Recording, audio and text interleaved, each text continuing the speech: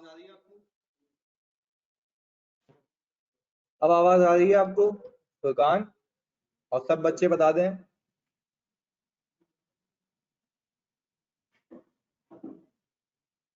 Okay जी, बेहतरीन हो गया।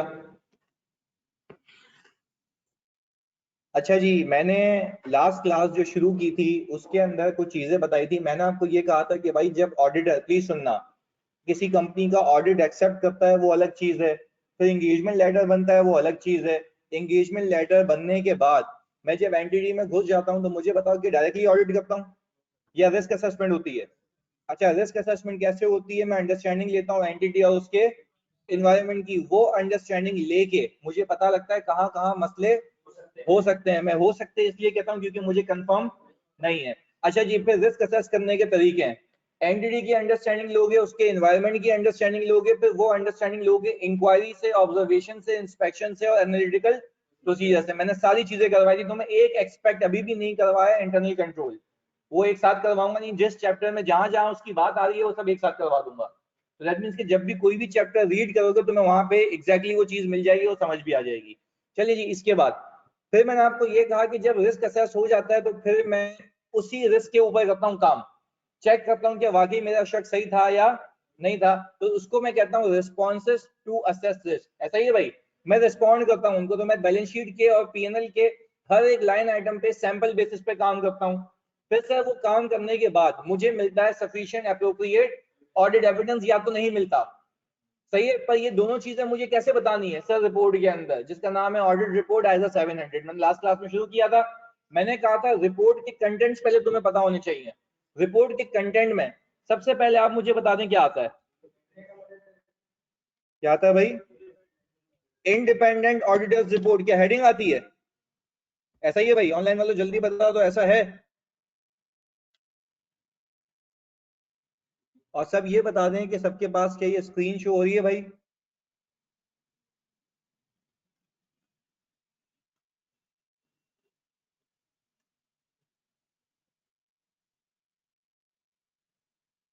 हाँ भाई लोग, हो रही है। ओके जी मरियम। अच्छा जी, अब मुझे एक बात बताएं सर, जब मैंने ये शुरू किया था तो मैंने आपको कहा था भाई सबसे पहले आप देखेंगे क्या? इंडिपेंडेंट ऑडिटर रिपोर्ट की ये रिपोर्ट है। ऐसा ही है भाई, इंडिपेंडेंट है वो। अच्छा, इंडिपेंडेंस क्या लाजमी इसलिए ताकि शेयर होल्डर उस पर भरोसा करे, क्योंकि वो बंदा कंपनी का नहीं है। अगर कंपनी का बंदा होगा वो बोलेगा, वो तो बोलेगा सब कुछ सही है। ऐसा ही है भाई। अच्छा जी, इंडिपेंडेंट ऑडिट रिपोर्ट के बाद लिख के बताएंगे ऑनलाइन वाले, और इसके बाद क्या आता है? एड्रेसी। यानी ये रिपोर्ट किसको एड्रेस की जाती है? 99.99% केसेस में कौन होता है? Share holder. इसके अलावा कौन होते हैं? डायरेक्टर हो सकते हैं, इन्वेस्टर हो सकते हैं, बैंक भी हो सकता है। ऐसा ही है, डिपेंड्स अपॉन द सर्कमस्टेंसेस कि कौन ऑडिट करवा रहा है। ऐसा ही है भाई। चलिए जी, फिर जो पूरी ऑडिट होता है, पूरा ऑडिट होता है, वो किसके लिए होता है? ओपिनियन के लिए।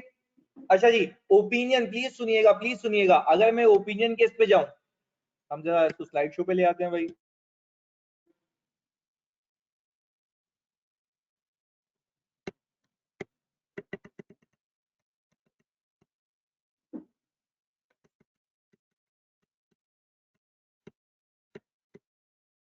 हाँ जी सर, ओपिनियन पे आ गए हम। सर ओपिनियन में मैं स्टार्ट ऐसे करूंगा ना कि हमने ऑडिट किया था फाइनेंशियल स्टेटमेंट्स का। फाइनेंशियल स्टेटमेंट्स के अंदर balance sheet, PNL, cash flow, statement of changes in equity और उसके नोट्स आते हैं। ऐसा ही है भाई। तो हम बताएंगे हमने ऑडिट किया है ओपिनियन में, कि हमने ऑडिट किया है फाइनेंशियल स्टेटमेंट्स का इस साल के लिए। अगर मैंने साल नहीं लिखा तो पता है मसला क्या है? वो समझेंगे कि जितने भी आज तक साल है उन सबकी रिपोर्ट दे दी है। तो क्या अपनी बल्ली बचाने के लिए आप जिस साल का ऑडिट कर रहे हैं वही आपको देना चाहिए? तो दैट मीन्स कि मुझे ये मेंशन करना है। अच्छा जी, इसके बाद मैंने लिखा है फाइनेंशियल स्टेटमेंट्स में ये चीजें आती हैं। अब सुकून से एक बात सुनना, अगर मैं कहता हूं मैंने ऑडिट किया और मुझे ऑडिट एविडेंस मिल गया और वो सफिशिएंट एप्रोप्रिएट ऑडिट एविडेंस है और वो फाइनेंशियल आईएफआरएस के हिसाब से बने हुए हैं, तो क्या मैं मॉडिफाइड ओपिनियन दूंगा या अनमॉडिफाइड? अनमॉडिफाइड का मतलब ये कि मैं कहूंगा कि हमारे ओपिनियन में ये फाइनेंशियल स्टेटमेंट्स कौन सा व्यू दे रहे हैं? ट्रू एंड फेयर व्यू दे रहे हैं। ऐसा ही है भाई। चलें जी, एक और मसला हो सकता है। अब दो पॉसिबिलिटीज हो सकती हैं, मॉडिफाइड ओपिनियन भी दे सकता हूं। मॉडिफाइड ओपिनियन, अच्छा पहले मुझे बताओ क्लाइंट किस चीज से डरेगा? मॉडिफाइड से, अनमॉडिफाइड से? जल्दी बता दो भाई, ऑनलाइन वाले भी बताएंगे। मॉडिफाइड से, अनमॉडिफाइड से डरेगा वो। अच्छा, फिर किसी के दिमाग में ये आता है कि सर उसका नाम अनमॉडिफाइड क्यों है, इसका नाम मॉडिफाइड क्यों है? आता है ना मेरे दिमाग में सवाल, कैसा ऐसा क्यों है? उसका नाम अनमॉडिफाइड इसलिए, सुनना मेरी बात, उसका नाम अनमॉडिफाइड इसलिए क्योंकि एक स्टैंडर्ड की इंटरप्रिटेशन है कि हर बंदा इंसान का बच्चा है, वो काम बिल्कुल सही करेगा। तो मुझे अपने ओपिनियन को, यानी मैं कहता हूँ सामने वाला बंदा आया स्ट्रेचर पे लेटा हुआ है, मैं बोल रहा हूँ उसको कैंसर नहीं है, हर कोई ये सुनना चाहेगा कि इसको कैंसर नहीं है, तो मैं भी यही कहूंगा कि अनमॉडिफाइड, मतलब मैं उस चीज को मॉडिफाई नहीं करूंगा। हाँ, डर इस चीज से होना चाहिए कि अगर कोई मसला निकला तो मेरी अनमॉडिफाइड चीज क्या हो जाएगी? मॉडिफाइड हो जाएगी। ऐसा ही है भाई सर, बस ये इतना सा बात थी इसमें। अच्छा, मॉडिफाइड ओपिनियन में देता हूँ दो वजह से।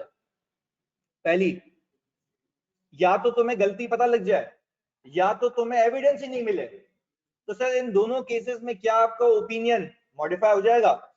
यस सर, ये रही कहानी, miss statement evidence not available. ऐसा ही है भाई, जल्दी बताओ यस और नो ऑनलाइन वालों, फौरन से। अच्छा जी, फिर जब आपने ऊपर वाले पैराग्राफ में ओपिनियन दे दिया, मैं वैसे ही रिवाइज करवा रहा हूँ, फिर नीचे वाले पैराग्राफ में बताते हैं बेसिस फॉर ओपिनियन, कि आपकी बेसिस क्या था, वो मतलब चीजें क्या थी जिस बेसिस पर आपने ऊपर को ओपिनियन दिया है।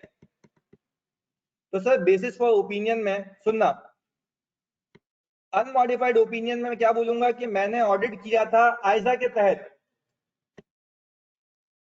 मैं इंडिपेंडेंट हूं as per code of ethics, और मैंने sufficient appropriate audit evidence obtain कर लिया, जिसके बेस पे मैं कह रहा हूं कि financial statements are giving true and fair view. ऐसा ही है भाई, जल्दी बताओ ऐसा है? जिसके बेस पे मैं कह रहा हूं कि financial statements giving true and fair view. पर ये अनमॉडिफाइड ओपिनियन की बात हो रही है, जरा दिमाग लगाओ, अब जरा दिमाग लगाओ। अगर मैं कहता हूं कि मॉडिफाइड ओपिनियन है, तो क्या वो दो वजह से आता है? मिस स्टेटमेंट की वजह से और एविडेंस ना अवेलेबल। चलो मुझे एक बात बताओ, आप ऊपर ओपिनियन वाले पैराग्राफ में क्या ये कहोगे ट्रू एंड फेयर व्यू है, कहोगे ट्रू एंड फेयर व्यू नहीं है? हाँ यानी जल्दी बताओ लिख के। मॉडिफाइड ओपिनियन में प्लीज सुनना, मॉडिफाइड ओपिनियन में क्या ट्रू एंड फेयर व्यू कहोगे या ये कहोगे ट्रू एंड फेयर व्यू नहीं है? अच्छा, तो फिर क्या ये भी बताना लाजमी है कि वो क्यों ट्रू एंड फेयर व्यू नहीं है?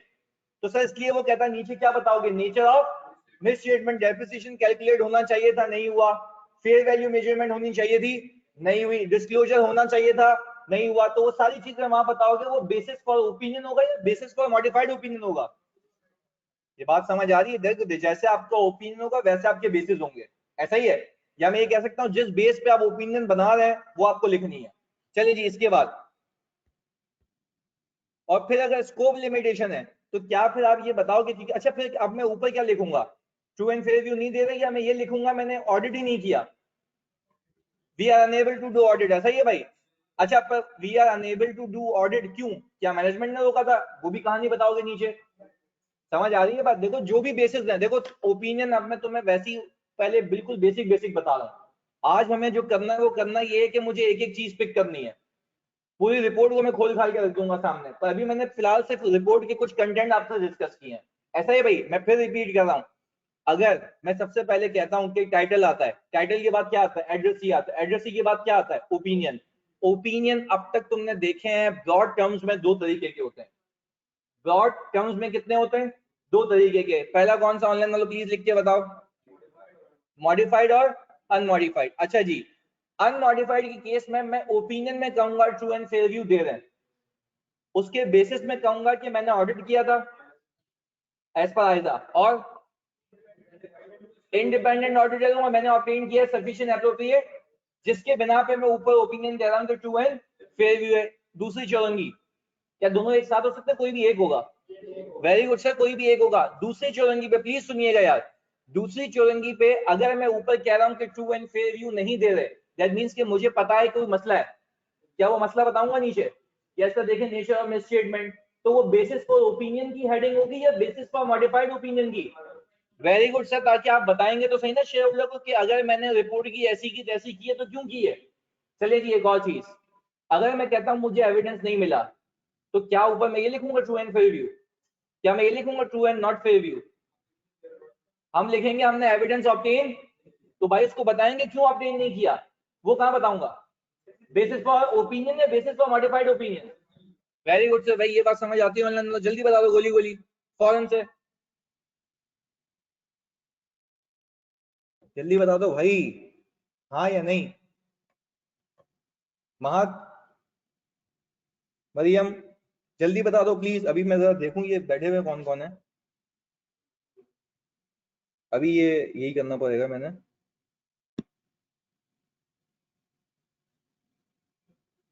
अच्छा 1 मिनट।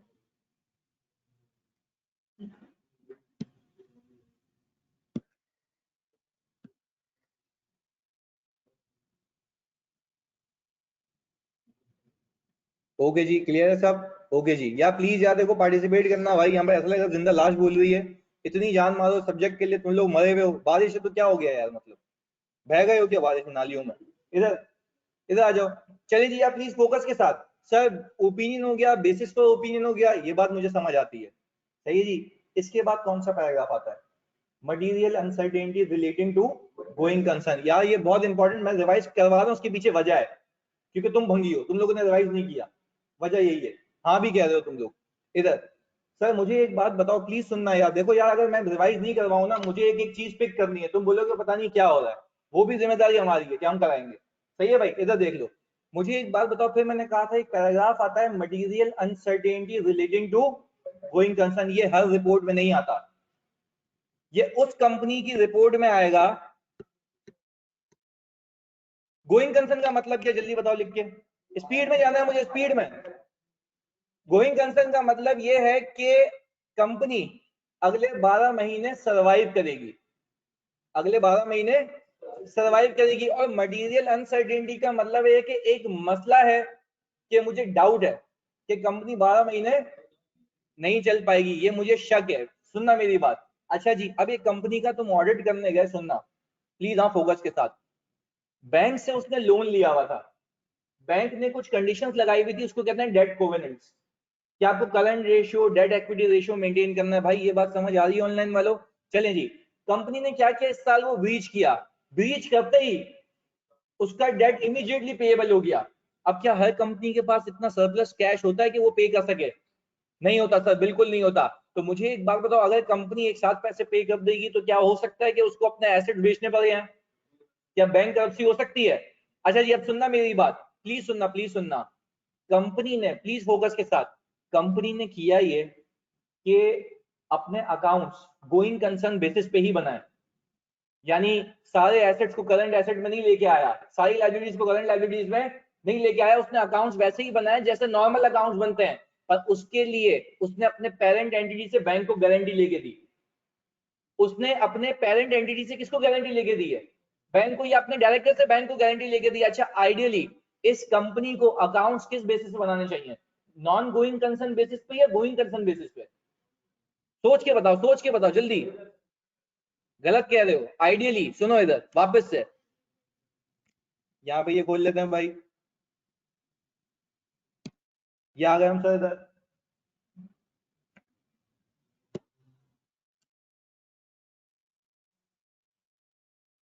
फोकस के साथ चलते हैं, कोई मसला ही नहीं है। चलिए जी मुझे एक बात बताएं भाई, ऑडिट एंड एश्योरेंस ये था।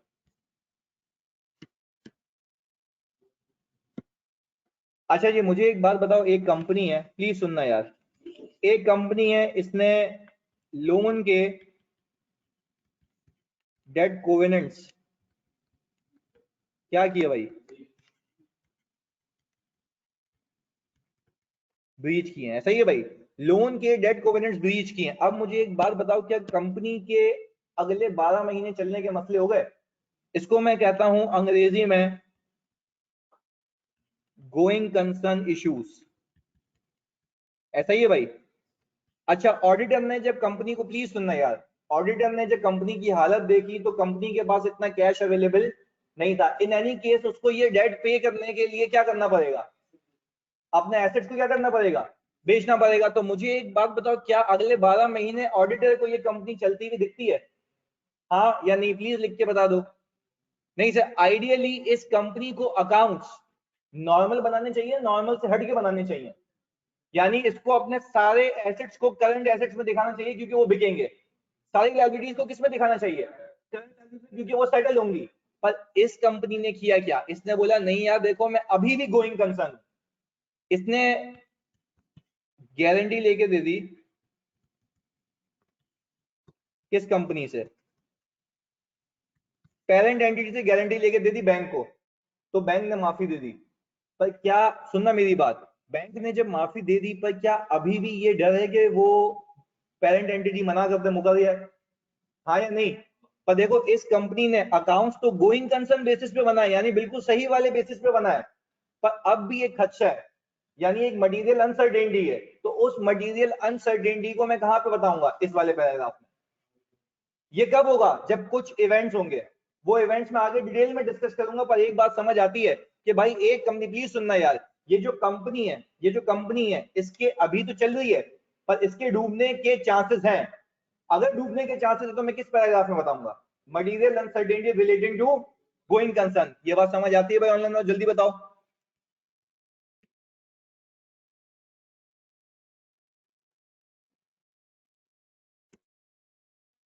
चलिए जी सर, आगे आ जाए।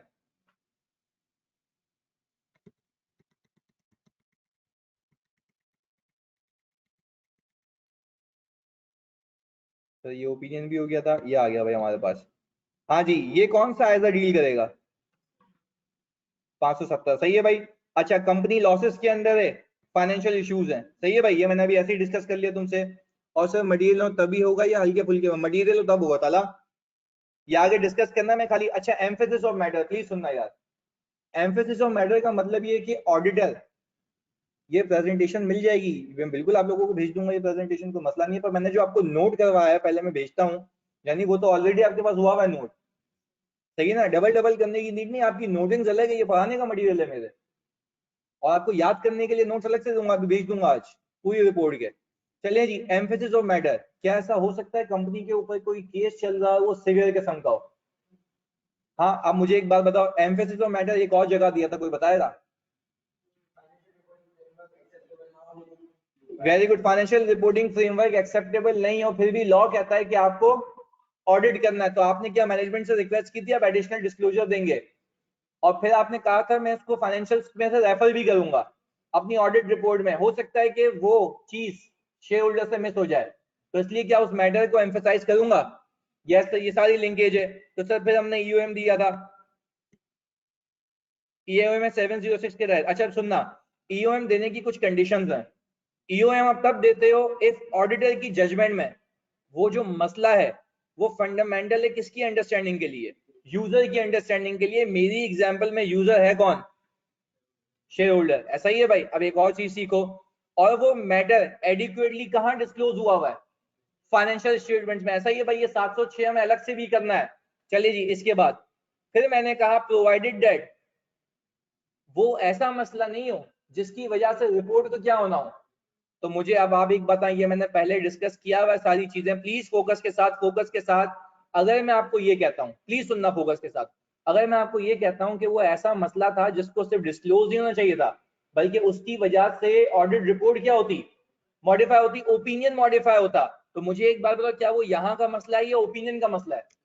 ओपिनियन का मसला है। तो क्या मैं ये लिखूंगा ओपिनियन सही है, financial statement true and fair view दे रहा है, उसको मैंने एम्फसाइज कर दिया।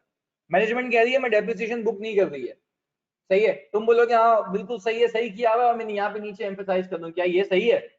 तो सर क्या ये बिल्कुल सही कह रहा है कि उस मैटर का ओपिनियन से कोई ताल्लुक नहीं है? ऐसा है भाई। दूसरा, वो की ऑडिट मैटर नहीं हो, क्या नहीं हो? की ऑडिट मैटर, ऐसा ही है भाई। चलिए जी सर। अच्छा, फिर मैंने आपको बताया था की ऑडिट मैटर वो मैटर होते हैं जो मोस्ट सिग्निफिकेंट होते हैं किसकी अंडरस्टैंडिंग के लिए, और सिर्फ कौन सी कंपनी पे अप्लाई होता है? लिस्टेड कंपनी में। यानी सुनना मेरी बात, वेरी गुड सुनना, यानी मैंने आपको ये सिखाया था कि ये जो की ऑडिट मैटर का पैराग्राफ है, यानी हमें ऑडिट करते हुए जो जो मैटर में ज्यादा दुश्वारी होती है, ज्यादा टेक्निकलिटीज होती हैं, वो मैं बताता हूँ किसको? शेयर होल्डर को, इस पैराग्राफ के जरिए। ऐसा ही है भाई, ये भी हमें आगे डिटेल में कवर करना है। इसके बाद अदर इंफॉर्मेशन, प्लीज सुनना यार, प्लीज सुनना। अदर इंफॉर्मेशन का पैराग्राफ भी आता है टेक्निकली लिस्टेड कंपनीज में, क्योंकि वो एनुअल रिपोर्ट देते हैं। वो एनुअल रिपोर्ट में फाइनेंशियल तो बाद में लगाते हैं, पहले डायरेक्टर्स की कमेंट्री लगाते हैं। तो क्या ऐसा हो सकता है कि शेयर होल्डर समझे कि हमने उसके ऊपर भी ओपिनियन दिया है? हो सकता है ना, जबकि हमने उसके ऊपर ओपिनियन, हमने उसके अंदर छुपे हुए फाइनेंशियल के ऊपर ओपिनियन दिया है, तो क्या मैं इस मैटर के अंदर बता दूंगा कि वो इंफॉर्मेशन टेक्निकली मैनेजमेंट ने बनाई है, उसको मैंने ऑडिट नहीं किया? ऐसा ही है भाई। चलिए जी, इसके बाद मैनेजमेंट की रिस्पॉन्सिबिलिटी, भाई हम सारी चीजें बताएंगे। Management is responsible for the preparation of financial statements. Management is responsible for implementing internal controls that will enable the management to prepare the financial statement that are free from material misstatement, whether due to fraud or, ऐसे ही तुम्हें याद होना चाहिए भंगियों लिखने के लिए। सही है जी। इसके बाद सर मुझे एक बात बताएं, इसमें एक और जिम्मेदारी थी, responsible for assessing going concern. तो इसमें और वो एंगेजमेंट लेटर की जिम्मेदारियों में क्या फर्क है? आखिरी वाले पॉइंट का फर्क है, वहां पे कहता है हर एक बंदे से मिलने देगा, यहाँ पे वो चीजें नहीं है क्योंकि उसने मिलने दिया होगा। ऐसा ही है भाई, ये फाइनल चीज है। इसके बाद हमने यहाँ लिख भी दिया, देखें सर। इसके बाद किसकी जिम्मेदारी आती है? ऑडिटर की रिस्पॉन्सिबिलिटी। ऑडिटर की जिम्मेदारी क्या है? आजा के तहत ऑडिट करना, इंडिपेंडेंट होना, कोड ऑफ एथिक्स को फॉलो करना। ऐसा ही है भाई। रीजनेबल एश्योरेंस देना, फिर उसमें बताऊंगा कि रीजनेबल एश्योरेंस का मतलब क्या होता है, ताकि कोई एक्सपेक्टेशन गैप है वो खत्म हो जाए। ऐसा ही है भाई, ये सारी चीजें रिवाइज करवा रहा हूँ। अच्छा जी, फिर आपको प्लीज सुनना, ये सारी चीजें गोली गोली हो गई, ये खाली रिवीजन था। अच्छा, फिर वो बोलता है कि भाई आप ये ऑडिटर की रिस्पॉन्सिबिलिटी क्योंकि लेंथी होती है, आप इसको तीन जगह पे प्लेस कर सकते हो, या तो ऑडिट रिपोर्ट के अंदर, या पीछे अनेक्जर के तहत, या तो लिंक दे दो जहां पे ये रिस्पॉन्सिबिलिटी लॉ ने बताई हुई है। याद आ रही है बातें भाई? ये पूरा रिवीजन हो रहा है। इसके बाद report on other regulatory matters. मैंने आपको कहा था कि आपने फाइनेंशियल स्टेटमेंट्स पे तो ओपिनियन दे दिया, पर क्या आपको रेगुलेटर एसईसीपी कह सकता है ये कुछ चीजें हैं मेरे लिए, इसको भी रिपोर्ट कर देना? क्या वो बुक्स ऑफ अकाउंट्स बनाने की जिम्मेदारी पे बताता है कुछ? जितने भी खर्चे हुए कंपनी के लिए हुए, ये बताता है कुछ? हाँ या नहीं? ये रहा सर, इन्वेस्टमेंट वगैरह सारी चीजें। अच्छा जी, इसके बाद अगर कोई ज़कात डिडक्ट हुई है, क्या वो उस ऑर्डिनेंस के तहत हुई नहीं, ये भी बताता है। तो ये क्या, प्लीज सुनना, क्या ये फाइनेंशियल्स के ऊपर ओपिनियन है या अदर रेगुलेटरी रिक्वायरमेंट्स है? जल्दी बताओ ये ऑनलाइन वालों।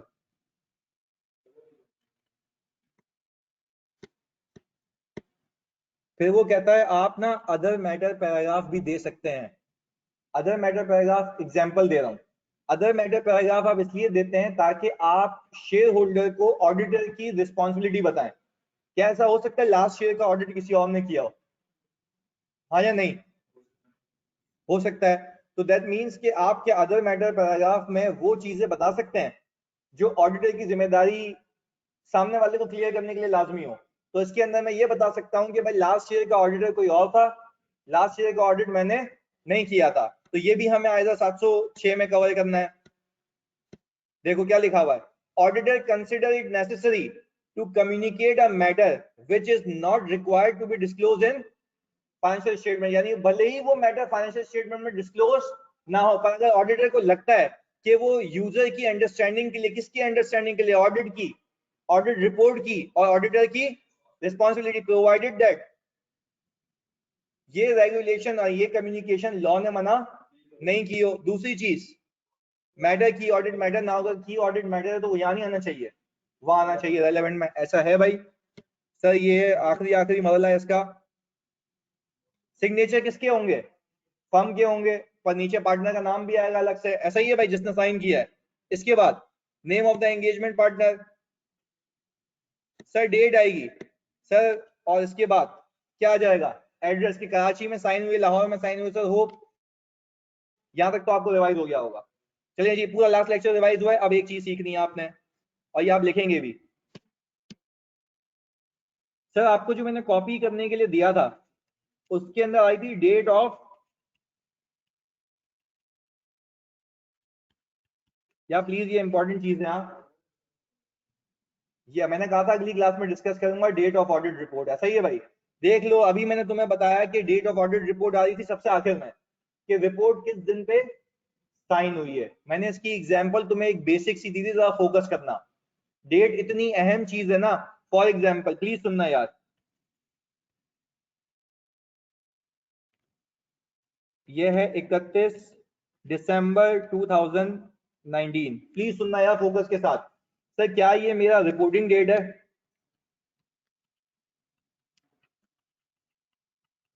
तुम लोगों की आसानी के लिए तुम FAR 2 में ये और भी डिटेल में करोगे मेरे साथ तो समझने के लिए। सर यहाँ पे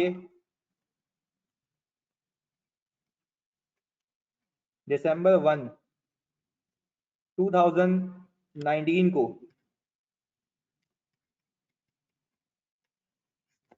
कंपनी पे केस फाइल हुआ है। प्लीज सुनना यार फोकस के साथ। जिसने FAR2 अटेम्प्ट किया हुआ उसको IAS 1037 पहले से ही पता होगा, नहीं किया हुआ तो मैं सिंपल जबान में समझाऊंगा। सही है, फोकस के साथ प्लीज सुनना। ये हमने कंसोलिडेशन में भी किया हुआ है, बिल्कुल अब सुनना फोकस के साथ। स्टैंडर्ड आपको ये कहता है प्लीज फोकस के साथ पहले सारी चीजें बंद करके ये सुनना है। 31 दिसंबर 2019 पे कंपनी के ऊपर केस फाइल हुआ है जिसका आप ऑडिट करने लगे हो। मेरा ईयर एंड क्या है? 31 दिसंबर 2019। मुझे एक बात बताओ, मेरे पास क्या 2 महीने का टाइम होता है अपनी AGM करवाने का, या 120 दिन होते हैं? 120 दिन या 90 दिन होते हैं? जल्दी बताओ। 120 दिन होते हैं, टेक्निकली 4 महीने होते हैं, ऐसा है या नहीं है? चलिए जी 120 डेज होते हैं। अच्छा भाई, पर मुझे मैनेजमेंट ने ये कहा कि आपको प्लीज सुनना यार, आपको मुझे जो अकाउंट फाइनल करके देना जनवरी फरवरी मार्च 1 तक फाइनल करके देना है, मार्च 1 2020। तो सर ये 20 कहां से आ गई? हम तो ऑडिट 19 क्या कर रहे हैं भाई? ऑडिट तो तब शुरू होता है ना जब फाइनेंशियल स्टेटमेंट्स कंप्लीट होते हैं। तो सर दैट मींस के यहां से यहां तक का जो पीरियड है उसको मैं कहता हूं सब्सिक्वेंट पीरियड। अब तक समझने के लिए सब्सिक्वेंट पीरियड यानी ये वो पीरियड है जो ईयर एंड के बाद है, ऐसा ही है भाई? अच्छा जी, अब मुझे एक बात बताओ, यहां पे कंपनी पे किसी कस्टमर ने केस फाइल किया था, सही है भाई? अब सुनना मेरी बात, यहां पे आ गया केस का डिसीजन, ऐसा ही है भाई? अच्छा, यहां पे केस का अगर डिसीजन आ गया तो दो पॉसिबिलिटीज हो सकती हैं, या तो केस कंपनी हार गई होगी या तो जीत गई होगी। अगर कंपनी केस जीत गई होगी you have to do nothing, सीधी सी बात है, जो पे करना था वो पे नहीं करना। अच्छा जी, पर मुझे एक बात बताएंगे आप लोग, अगर कंपनी केस हार गई तो क्या ये जो कंपनी केस हार गई है, क्या इसका, प्लीज सुनना, क्या ये इवेंट ईयर एंड से पहले हो चुका था? नहीं, गोइंग कंसर्न इशू नहीं होने, यानी छोटा केस भी तो हो सकता है, सही है ना? ये नहीं कहते कि गोइंग कंसर्न इशू, क्योंकि गोइंग कंसर्न एक बड़ा मसला होता है कंपनी के डूबने का। अगर कंपनी पे 5 मिलियन की पेनल्टी आ गई है कोई मसला नहीं है, कंपनी के पहले साइज को देखना है कि कितनी बड़ी कंपनी है। कुछ कंपनीज के लिए 100 मिलियन भी कुछ नहीं होते, सही है ना? वो डिपेंड करता है कि कंपनी का नेचर और साइज कैसा है। प्लीज सुनना यार, कंपनी पे ईयर एंड से पहले केस फाइल हुआ है, क्या ये मसला आपके ईयर एंड के वक्त पे एग्जिस्ट करता था? Yes sir. अच्छा, क्या आपके अकाउंट्स फाइनल होने से पहले आपको पता लग गया कि कंपनी पे पेनल्टी लग चुकी है? जल्दी बता दीजिए प्लीज, हाँ या नहीं? यस सर, पता लग गया। तो दैट मींस कि क्या यहाँ पे लायबिलिटी का प्रोविजन रिकॉर्ड होना चाहिए? कहाँ रिकॉर्ड होना चाहिए सर? इस दिन। तो सर आप तो ये बोल रहे हैं कि सर हम तो यहाँ पे बीच में आ गए, तो हम वहां पे कैसे रिकॉर्ड करेंगे? देखो अभी अकाउंट फाइनल नहीं हुए, अभी अकाउंट्स फाइनल नहीं हुए। प्लीज सुनना मेरी बात, फोकस के साथ सुनना। ये इवेंट हुआ कब है? ईयर एंड से पहले। क्या इसकी कंडीशंस ईयर एंड से पहले एग्जिस्ट करती थी, हाँ या नहीं? खाली उसका फैसला कब हुआ? ईयर एंड के बाद। अच्छा, ईयर एंड के बाद भी फैसला हुआ है, बट उस पीरियड में हुआ है जब तक फाइनेंशियल तुम लोगों के हाथ में, ऐसा है? जब तक फाइनेंशियल तुम लोगों के हाथ में, ऑनलाइन वालों सब प्लीज ये कंफर्म करके बताओ, ये बात भेजे में बैठ रही है, ये फैसला हुआ कब है? ईयर एंड के बाद हुआ है, बट तुम्हारा अकाउंट देने से पहले हुआ है। तो दैट मींस कि ये मसला ईयर एंड पे एग्जिस्ट करता था। तो जब तुम्हें आज ही पता है, प्लीज सुनना, आज ही पता है कि ये मसला था ईयर एंड से पहले का, सही है ना? तो मैं वो कंफर्म हो गया। तो क्या मुझे, प्लीज सुनना, क्या मुझे मेरे अकाउंटिंग प्रिंसिपल्स मैचिंग कॉन्सेप्ट ये कहते हैं जिस साल का मसला है उसी में रिकॉर्ड करो, हाँ या नहीं? प्लीज लिख के बताओ, क्या मेरे मैचिंग प्रिंसिपल्स ये कहते हैं जिस साल का मसला है उसी में ही रिकॉर्ड करो? ये मसला था ईयर एंड से पहले का, खाली इसका डिसीजन कब आया? ईयर एंड के बाद। तो मुझे एक बात बताओ, जब ईयर एंड के बाद मुझे पता लग गया है तो क्या मैं अब उस कंपनी को ये कहूंगा बाबू इसको डिस्क्लोज नहीं करो बल्कि इसको रिकॉर्ड करो, क्योंकि वो फैसला आ चुका है? तो सर मुझे एक बात बताएं, आपको स्टैंडर्ड एक चीज कहता है, ऑडिट रिपोर्ट की डेट तब तक नहीं होगी और ऑडिट रिपोर्ट तब तक साइन नहीं होगी जब तक ऑडिटर दो चीजें कंसिडर कर ले। सर दो चीजें डेट के लिए कंसिडर करनी है। पहली चीज, क्या आपको सफिशिएंट एप्रोप्रिएट ऑडिट एविडेंस मिल गया? हाँ या नहीं? इसके बगैर मैं ऑडिट रिपोर्ट की डेट डाल सकता हूँ? मुझे एक बात बताओ, अगर मुझे सफिशिएंट एप्रोप्रिएट ऑडिट एविडेंस, क्योंकि मैं ईयर एंड के बाद ऑडिट कर रहा हूँ ना, 2 महीने में एविडेंस मिल गया, क्या मैं रिपोर्ट साइन करने के काबिल हो गया? हाँ या नहीं? पर वो एक और चीज कहता है, सिर्फ सफिशिएंट एप्रोप्रिएट ऑडिट एविडेंस नहीं लेना तुम्हें सब्सिक्वेंट इवेंट्स को भी कंसिडर करना है। क्या कंसिडर करना है? सब्सिक्वेंट इवेंट्स को उस दिन तक कंसिडर करना है जिस दिन तुम रिपोर्ट साइन कर रहे हो। मेरे वाले केस में मैं कौन सी डेट पे रिपोर्ट साइन कर रहा हूं? मार्च 1 2020 पे। तो क्या आपको ये कहानी समझ आती है? मुझे यहां से लेके यहां तक की चौरंगी के जितने भी इवेंट्स हैं वो सब कंसिडर करना है, क्योंकि ऐसा नहीं हो मैंने साइन कर दिया और मुझे बाद में पता लगे कि ये चीज हो चुकी थी और मैंने उसको अकाउंट फॉर्म नहीं करवाया, तो क्या ऑडिटर की गलती हो जाएगी फिर? ये ऐसा, तो क्या वो बिल्कुल सही कह रहा है कि ऑडिट रिपोर्ट की डेट आप तब तक नहीं डाल सकते जब तक आप कितनी चीजें कंसिडर करो? दो, पहली आपको पहले एविडेंस चाहिए, दूसरा सब्सिक्वेंट इवेंट कंसिडर करने कब तक? Up to the date of audit report. ये बात समझ आती है भाई? चलिए सर, यानी मुझे सब्सिक्वेंट इवेंट कंसिडर करना है। अभी देखते ना, अभी ये बताता हूं। अभी वेरी गुड, अब सुनना। अगर फॉर एग्जाम्पल केस का डिसीजन यहां आता है, हाँ भाई जल्दी बताए पप्पू, फौरन से बता दो जानी जल्दी से। अगर केस का डिसीजन तुम्हारी रिपोर्ट देने के बाद आता है, तुम उसके लिए जिम्मेदार, क्योंकि वो तुम्हारी चीज है ही नहीं हाथ में। तुम बोलोगे भाई जब मैंने साइन किया तब तक दिखी थी, अब ये मैटर अगले साल चला गया तो उसको अगले साल देखूंगा। समझ आती है बात? क्योंकि उस वक्त ये डिसीजन फाइनल नहीं हुआ था भाई। सीधी सी बात है, लॉजिकल बात है। एक सुनना, एक चीज हुई ईयर एंड से पहले, तो ये मसला भी ईयर एंड से पहले का है, तो उसी साल में अकाउंट फॉर होना चाहिए। मुझे पता लगा ईयर एंड के पर मेरी ऑडिट रिपोर्ट इशू होने से पहले, तो क्या मैं उसको बोलूंगा सही करो उसको? ऐसा है। अच्छा, अगर ये मसला हुआ मेरी रिपोर्ट के बाद, तो फिर अब हम कुछ भी नहीं कर सकते। इसको हम कहते हैं सब्सिक्वेंट इवेंट्स। ये तुम्हारा अलग से टॉपिक भी है, पर इसका हरगिज मतलब ये नहीं है कि वो टॉपिक नहीं हुआ तो मैं ये भी नहीं कराऊंगा। पर क्या ये बेसिक बेसिक बात समझ आती है? हाँ जी ऑनलाइन वालों जल्दी बताओ, क्या बेसिक बेसिक बात समझ आती है? डिस्क्लोज तो ऑलरेडी हुआ होगा ना जानी, डिपेंडिंग अपॉन के 50% चांसेस कम है या नहीं है, सही है, वो अलग चीज है। जानी जल्दी बताओ, क्लियर है ये वाली बात? जल्दी जल्दी जल्दी फोकस के सब बच्चे। जानी सबसे महत नहीं है जिंदा, जल्दी बता दो सारे बच्चे, ये बात क्लियर है? अच्छा, अगर एक सवाल आता है पास पेपर में कि ऑडिट रिपोर्ट की डेट क्या होनी चाहिए, तुम बोलोगे दो चीजें कंसिडर करने के बाद, पहली सफिशिएंट एप्रोप्रिएट ऑडिट एविडेंस ले लिया और दूसरा सब्सिक्वेंट इवेंट्स को कंसिडर कर लिया हो। ऐसा ही है भाई? वेरी गुड यार सर। चलें जी, ये बात समझ आ गई। ये लिखा है तुम लोगों ने, ये डेट के ऊपर लिखो ये चीज, date of audit report should not be later than the date at which the auditor has obtained sufficient appropriate audit evidence. Date of audit report should not be later than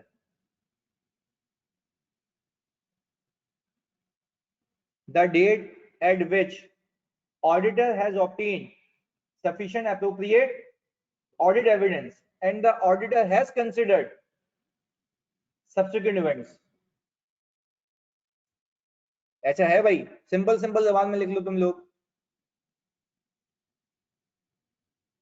इसके आज तुम लोग please group पे मुझे याद दिला देना, मैं नोट्स भेज दूंगा सारे तुम्हें याद करने को। भाई सिर्फ इतना से लिख लो कि ऑडिट रिपोर्ट की डेट तब तक नहीं डाल सकते हम जब तक आपको दो चीजें मिल जाएं, एक सफिशिएंट एप्रोप्रिएट ऑडिट एविडेंस और सब्सिक्वेंट इवेंट कंसीडर कर ले। और क्या लॉजिक समझ आती है? सब्सिक्वेंट इवेंट क्यों कंसीडर करता हूं?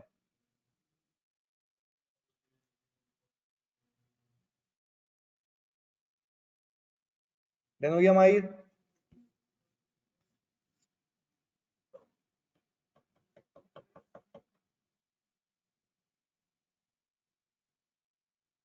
ओके जी। एक बेसिक सी चीज है, अगर एग्जामिनर पूछ ले, उसने आईसीडब्ल्यू में एक बात पूछी, जानी ये फोकस करना है। ये मैं आज 700 आज खत्म करवा रहा हूँ डिटेल के साथ, रिवीजन के साथ, प्लीज सुनना यार।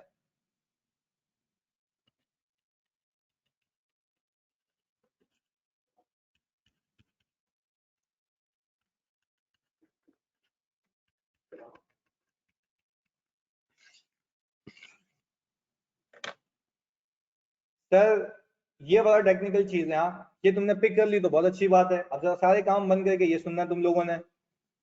सर मॉडिफाइड रिपोर्ट और मॉडिफाइड ओपिनियन में फर्क है। हाँ भाई, क्या कहते हो? जैसे ये कैसी बात कर दी, मॉडिफाइड रिपोर्ट और मॉडिफाइड ओपिनियन में फर्क है। चलो अब मैं तुम्हें एक बात कहता हूँ, आइडियली आइडियली हर कंपनी को इंसान का बच्चा बन के काम करना चाहिए, हाँ या नहीं? प्लीज लिख के बताएंगे आप लोग। आइडियली हर कंपनी को इंसान का बच्चा बन के काम करना चाहिए, तो ऑडिटर अपनी रिपोर्ट में लिख के देगा कि company is giving true and fair view, financial statements are giving true and fair view. ऐसा ही है भाई, आइडियली ये होना चाहिए। अच्छा, तो क्या मैं कह सकता हूं, अगर मेरा ओपिनियन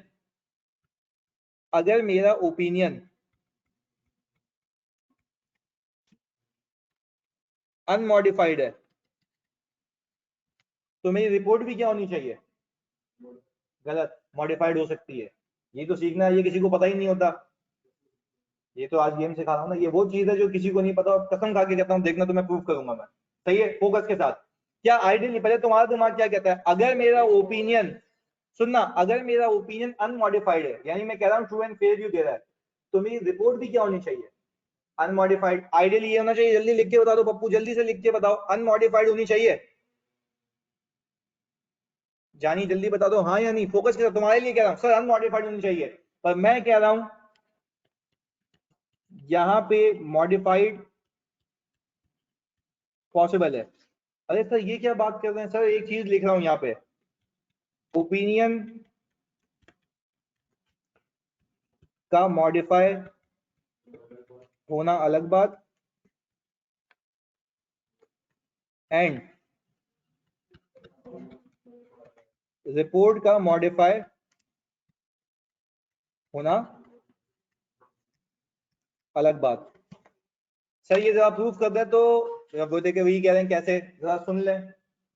हर कंपनी में, प्लीज सुनना, हर कंपनी में जो है, प्लीज फोकस के साथ, हर कंपनी में इंडिपेंडेंट ऑडिटर रिपोर्ट की हेडिंग आती है। जल्दी जल्दी बताओ, फौरन फौरन बताओगे तुम लोग। हर कंपनी में, ये एडिशनल चीज सिखा रहा हूँ, हर कंपनी में हेडिंग आती है, यस सर आती है। हर कंपनी में एड्रेस ही आता है, हर कंपनी में ओपिनियन आता है, और हर कंपनी में बेसिस फॉर ओपिनियन भी आता है, ये भी मुझे पता है। सही है, सुनना, पर हर कंपनी में material uncertainty relating to going concern नहीं आता, हर कंपनी में एम्फेसिस ऑफ मैटर नहीं आता, हर कंपनी में अदर मैटर नहीं आता। यानी ये जो मैटर्स हैं, ये जो एडिशनल चीजें हैं, ये ऑप्शनल है। सुनना मेरी बात, समझना, वापस से जरा समझो।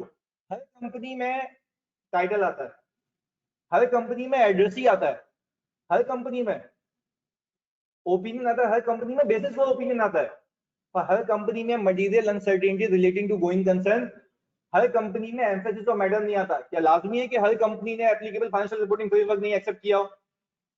भाई मेजॉरिटी कंपनीज तो फाइनेंशियल रिपोर्टिंग फ्रेमवर्क वही अडॉप्ट करती है ना जो एक्सेप्टेबल होता है, ऐसा है ना? तो सर दैट मींस कि मुझे एक बात समझ आ रही है, अगर एक कंपनी, प्लीज सुनना, फोकस के साथ सुनना, अगर मैं कह रहा हूं एक कंपनी ने अपने सारी अकाउंट्स वगैरह बिल्कुल सही बनाए हुए हैं, तो सर क्या वो ओपिनियन, अगर एक कंपनी ने सारे अकाउंट्स वगैरह बिल्कुल आईएफआरएस के तहत बनाए हुए हैं, क्या मेरा ओपिनियन मॉडिफाइड होगा अनमॉडिफाइड? सर ओपिनियन मेरा अनमॉडिफाइड होगा, ओपिनियन मेरा अनमॉडिफाइड होगा, ये बात समझ आती है, पर उस कंपनी के गोइंग कंसर्न के मसले हैं, तो क्या मेरी रिपोर्ट जो यूजुअल होती है, क्या वो यूजुअल रही है, उसमें एक पैराग्राफ ऐड हो जाएगा? वापस से सर सुने, वेरी गुड, सुनना आप। सर एक कंपनी है, उसने अकाउंटिंग आईएफआरएस के तहत की हुए सब डिस्क्लोजर परफेक्ट एकदम एक्यूरेट मैंने वेरीफाई कर लिया, मैं ओपिनियन मॉडिफाइड दूंगा अनमॉडिफाइड? लिख के बताओ, अनमॉडिफाइड, ये सही लिखा मैंने? मेरा ओपिनियन अनमॉडिफाइड है, मेरा ओपिनियन अनमॉडिफाइड है, प्लीज सबने बताना है मेरा ओपिनियन सर अनमॉडिफाइड है। अच्छा जी, पर मैं कह रहा हूं मेरी रिपोर्ट मॉडिफाई हो जाएगी। रिपोर्ट की मॉडिफिकेशन का मतलब समझो, रिपोर्ट की मॉडिफिकेशन का मतलब है हल्की फुल्की छेड़खाड़, नॉर्मल सा हट जाना। फॉर एग्जांपल सर ये मेरी भाई, अज्यूम कर रहा हूँ, नहीं ना अभी बता रहा हूँ ना, ये वही कार है, सही है, जैसी भी ये कार है, ये मैंने 0 मीटर खरीदी है, बिल्कुल एक्वा, आपने बनाई है ऐसी एक्वा भंगी। इधर इधर सुन ले भाई। अच्छा भाई ये मेरी कार है, प्लीज सुनना, ये कार है, ये अब तक मैंने 0 मीटर निकलवाई है, सही है।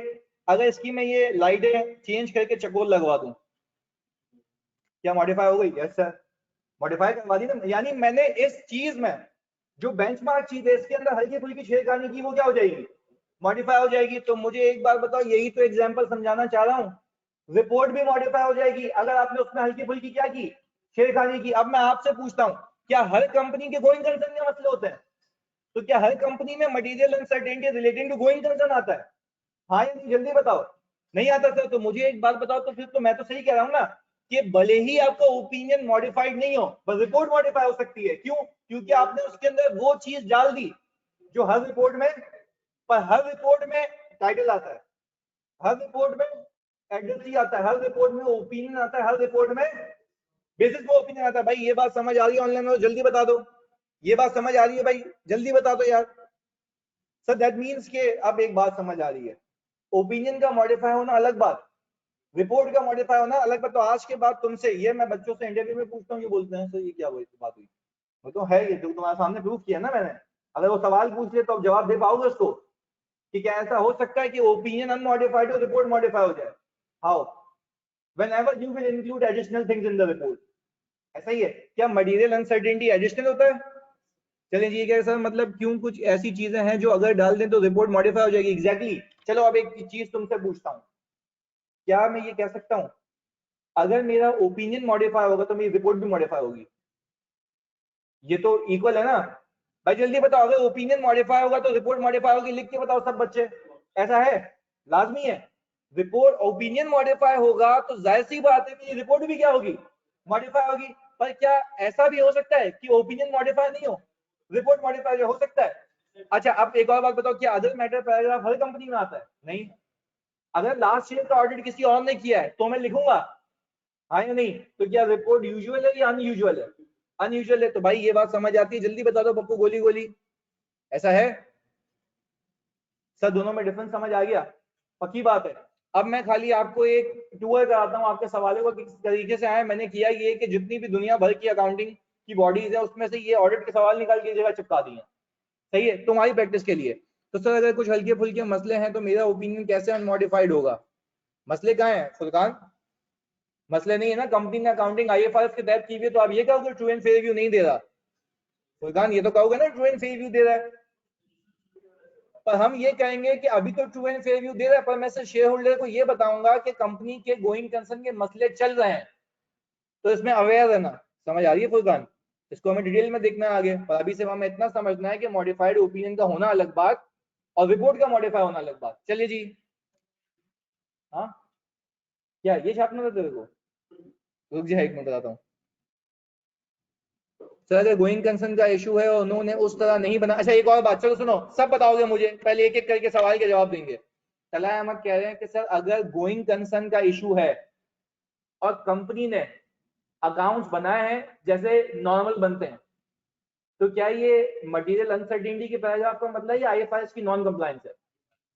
लिख के बताओ जल्दी से सब बच्चे। पहले तला का जवाब है, फिर समीर का पूछता हूं मैं। जल्दी बता दो यार, जानी क्या तला सही कह रहे हैं कि एक प्लीज सुनना, एक कंपनी गोइंग कंसर्न के मसले हैं और किसी पेरेंट वगैरह ने गारंटी नहीं दी, तो दैट मींस कि उसके सारे एसेट्स करंट एसेट्स में आने चाहिए। ये रिक्वायरमेंट आईएफआरएस की है, ऐसा ही है। अच्छा अब ये मसला ओपिनियन का है, वेरी गुड। अब मैं ओपिनियन ही मॉडिफाई कर दूंगा, रीजन क्योंकि उसने आईएफआरएस की नॉन कंप्लायंस की है। ऐसा है भाई? वेरी गुड सर, ये बात समझ आती है।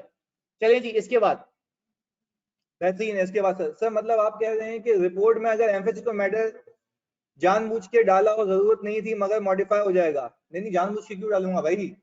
कोई मैटर होते हैं वो उसकी एग्जांपल्स में आगे जाके सिखाऊंगा कि मैंने वन ऑफ एग्जांपल बताई कि केस चल रहा है, तुमने चाहा कि मैं उसको रेफर करूं। एक चीज हमने सीखी हुई अब तक कि applicable financial reporting framework acceptable नहीं है।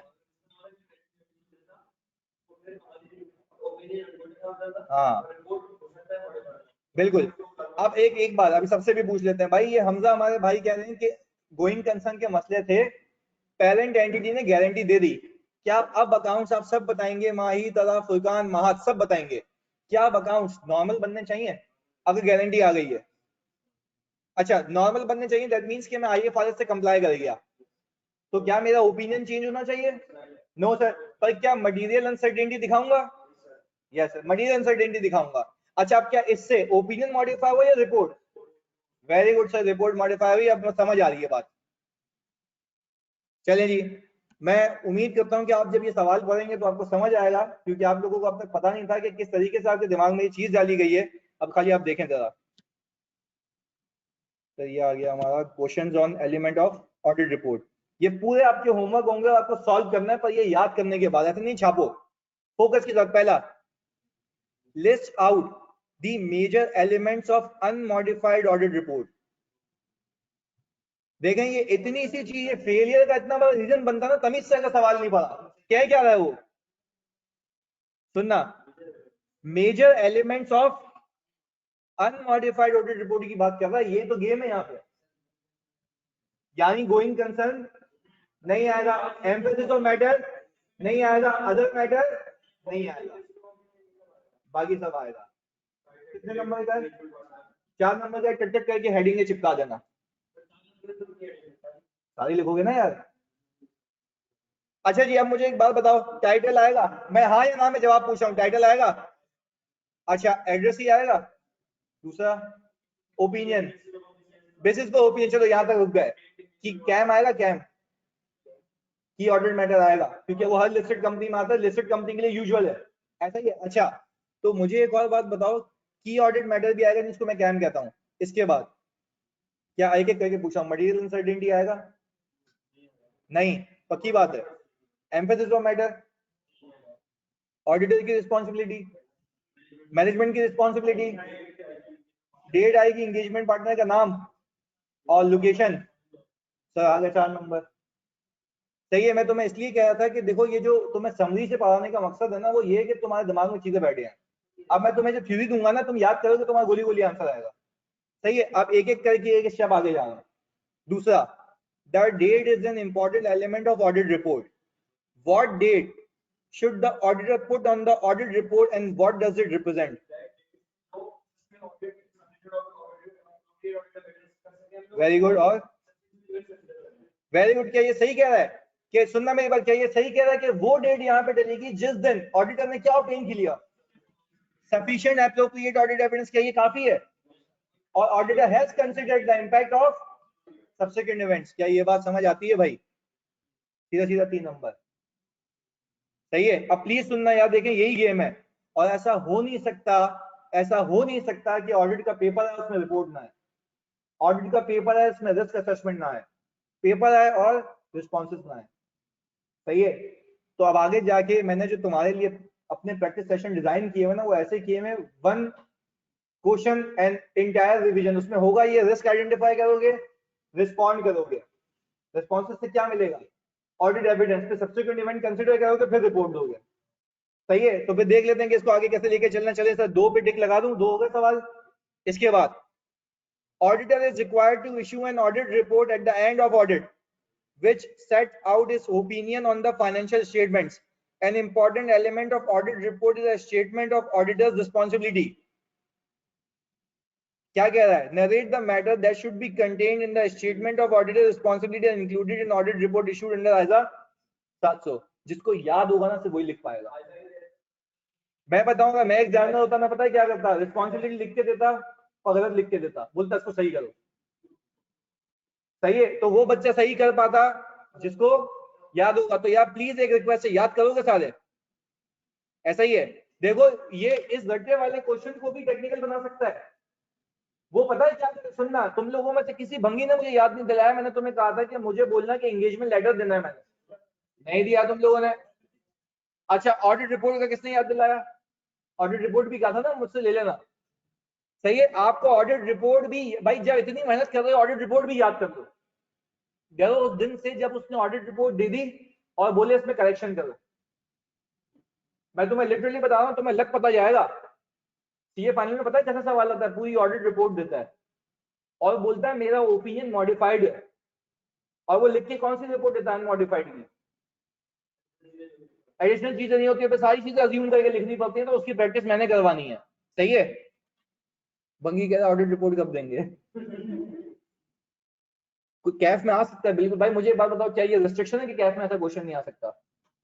भाई वो बोलेगा मैंने आपको पूरी फॉर्मेट दी है, मैं तो आपका काम है भाई याद करके आना। सही है, मैं दोनों चीजें भेज दूंगा आज, बस याद दिला देना मैंने। चलिए इसके बाद, प्लीज यार प्लीज, इधर इधर इधर इधर आखिर में। कौन सा? अब फ्री में दे रहा तो कब तक है भाई, चार्ज नहीं है, ज्यादा है। अबे क्या नशा किया है यार। चले इधर आ जाए। Under the Companies Act, while reporting on the financial statement, the auditor has to express an opinion whether the financial statement give true and fair view. Briefly state the matters other than the above. ये क्या किसकी बात कर रही है? सवाल को read करके जिसने मुझे बता दिया ना, तो तुम ट्रीट दे दूंगा, चलो उसको मैं सोच के।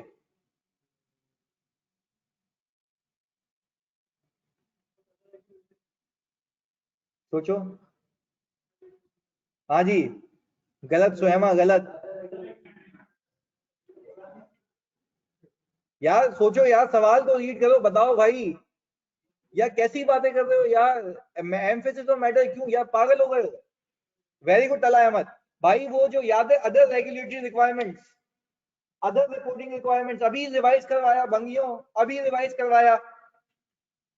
जो आपके फाइनेंशियल्स पे रिपोर्ट दे रहे हो आप, प्लीज सुनना, जो फाइनेंशियल्स पे रिपोर्ट दे रहे हो उसका ओपिनियन ऊपर है। अदर देन लिख के क्या देता, सुनो। While reporting on financial statements, the auditor has to express an opinion whether the financial statements giving true and fair view in all material respects. Audit करते वक्त ये आपको देना ही देना है। इसके बाद ब्रीफली मुझे बता दें वो मैटर जो ओपिनियन के अलावा मैं जिस पे ओपिनियन देता हूं। देखो यार, ये ऐसे पूछता है सवाल, अगर तुमने डिटेल में नहीं समझी भी ना चीजें, निकल जाएगा हाथ से। और तुम लोगों ने एटलीस्ट ये पिक किया, तो क्या मैं ये वो वाले सारे मैटर लिखूंगा, कितने चार थे ना। इन्वेस्टमेंट जो है और जो एक्सपेंसेस है वो कंपनी के बिजनेस के लिए है, ऐसा ही है। कंपनी के बुक्स ऑफ अकाउंट्स तमीज से बने हुए हैं, ऐसा ही है भाई। ज़कात वाली चीजें, ये सारी चीजें याद आ रही हैं भाई, वही लिखनी है यहाँ पे। और मैं फिर कहूंगा, अगर तुमने याद नहीं किया तो गया गया, सीधे सीधे नंबर है ये। और मैंने सिर्फ तुम्हारे लिए किया ये कि भाई सब चीजों को एक जगह लाकर रख दिया है, अब तुम्हें खाली सॉल्व करना है। इसके बाद sir, identify the difference between the audit report and the financial statement of a listed company and compared to unlisted company based on the international key audit matter। एक और है, वो आप तुम लोग ढूंढोगे जब मैं तुम्हें नोट्स दूंगा, वो मैं नहीं बता रहा, वो तुम लोगों को ढूंढना है। पर कब? जब मैं तुम्हें नोट्स दूंगा। सही है, इस बहाने से तुम लोग कैम तो सही भाई, कितने लोग कह रहे हैं कैम है डिफरेंस, अनलिस्टेड लिस्टेड में कैम का डिफरेंस है। वेरी गुड समीर, समीर ने बता दिया। वैसे इसने अदर इन्फॉर्मेशन देखो कैसे बता, बंगी अदर इन्फॉर्मेशन में बिल्कुल सही है, बिल्कुल सही पहचान है। बंगियों तुम्हें बताया था अदर इन्फॉर्मेशन, याद आ रहा है, लिस्टेड कंपनी में। चलो अल्लाह का शुक्र है भाई, मेरी बताई हुई बातें याद है। थ्योरी का पेपर है यार, तुम लोग मतलब क्या कर रहे हो यार, तुम्हें ये तो टिप्स पे होनी चाहिए चीजें। तो मैं लिंकिंग करवा देता हूँ तुम्हें कि वहां ये पढ़ा था, यहाँ ये पढ़ा था। खुदा के वास्ते यार रिटेन रखना है इसको। मैंने बताया था, अभी भी रिवाइज करवाया था कि अदर इन्फॉर्मेशन, आप जो लिस्टेड कंपनीज होती है वो एनुअल रिपोर्ट भी देती है, उसमें डायरेक्टर रिपोर्ट भी होती है, तो ये दोनों में फर्क है ना। तो अदर इन्फॉर्मेशन के पैराग्राफ क्या हर रिपोर्ट में आता है या लिस्टेड में आता है? Very good sir. चलिए जी, ये भी डन हो गया भाई। क्या ये चैप्टर खत्म? सही है, ये सिर्फ पहला चैप्टर था जिसमें से ऐसे सवाल आते हैं, और इसमें उस सवाल से मुझे डरना चाहिए कि अगर वो रिपोर्ट दे दे और वो सही करना, पर उसकी प्रैक्टिस मैंने करवानी है, मेरा वादा है। पर वो सवाल मैं तब तक नहीं करवा सकता जब तक मैं पूरी रिपोर्ट नहीं समझा देता। अभी तो सर आपने ये देखा है रिपोर्ट में आता क्या क्या है, पर क्या आपने मेरे साथ ये सीखा कि कब कौन सा ओपिनियन देना है?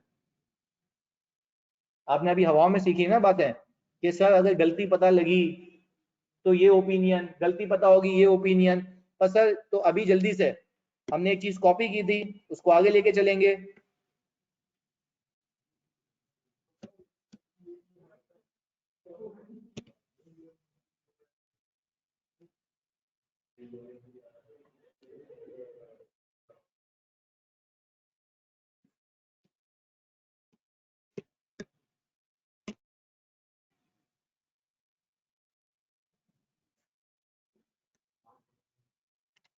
अच्छा ये प्लीज सुनना यार, जानी अब जरा गेम अलग है, तुम लोगों ने कॉपी किया हुआ नहीं है भाई ऑनलाइन वालों? जो मैंने दिया था वो लिखने के लिए कॉपी हुआ हुआ है? चलें जी, बेहतरीन है सर, कॉपी हुआ हुआ है। अच्छा अब एक और बात, मैंने किसी भी रिपोर्ट में हेडिंग आनी है, एड्रेस ही तो आना है। सबसे पहला पैराग्राफ कौन सा आता है? ओपिनियन, ओपिनियन आता है। और उसके बाद क्या आता है? Basis for opinion.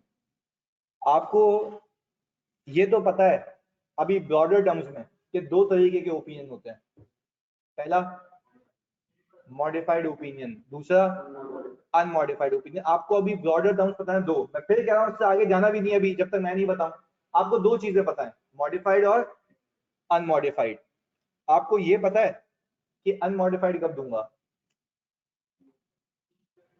एक बेसिक सी चीज पता है आपको, जब financial statements are giving true and fair view. ऐसा ही है भाई, जल्दी बताओ ऐसा है? सिर्फ इतना सही पता है ना आपको, जब financial statements giving true and fair view. Modified opinion दो सूत्रों में दूंगा, या तो एविडेंस अवेलेबल नहीं है, या तो एविडेंस अवेलेबल है और उन लोगों ने गलत किया हुआ है। ऐसा ही है। अब इस चीज को और खोलने की नीड आ गई है, वो टाइम आ चुका है। मैंने सबसे पहले पूरी ऑडिट रिपोर्ट में से ओपिनियन की दो चीजें उठाई हैं। कितनी चीजें? ओपिनियन और बेसिस फॉर ओपिनियन। ऐसा ही है भाई। तो अपने पास जो तुमने कॉपी किया है ना, उसके ऊपर ऑलरेडी लिख के दिया मैंने, deciding the type of opinion लिख के दिया हुआ मैंने। जल्दी बताओ, deciding the type of opinion. चलिए जी सर।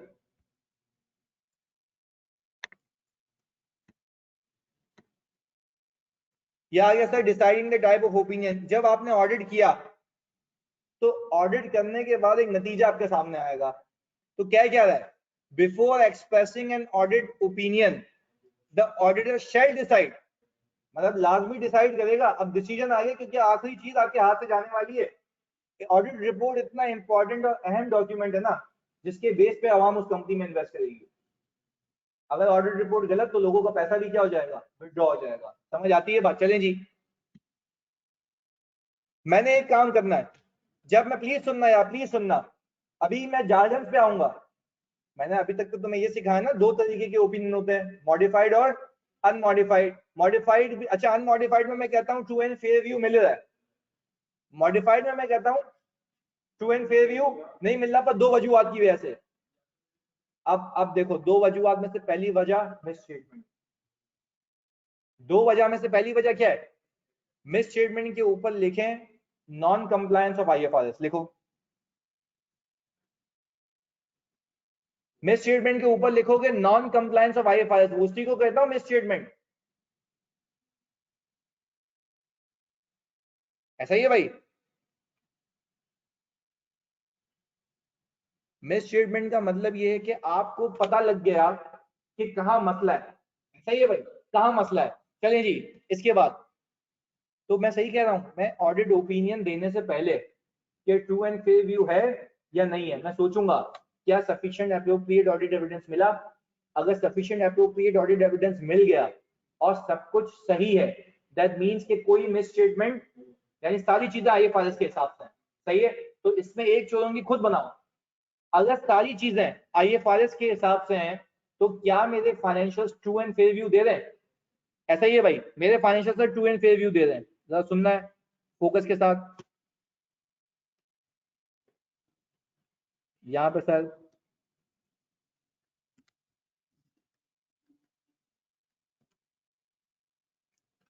सही है भाई। पहली चीज, कोई मिस स्टेटमेंट नहीं है। कोई मिस स्टेटमेंट का मतलब क्या होता है? As per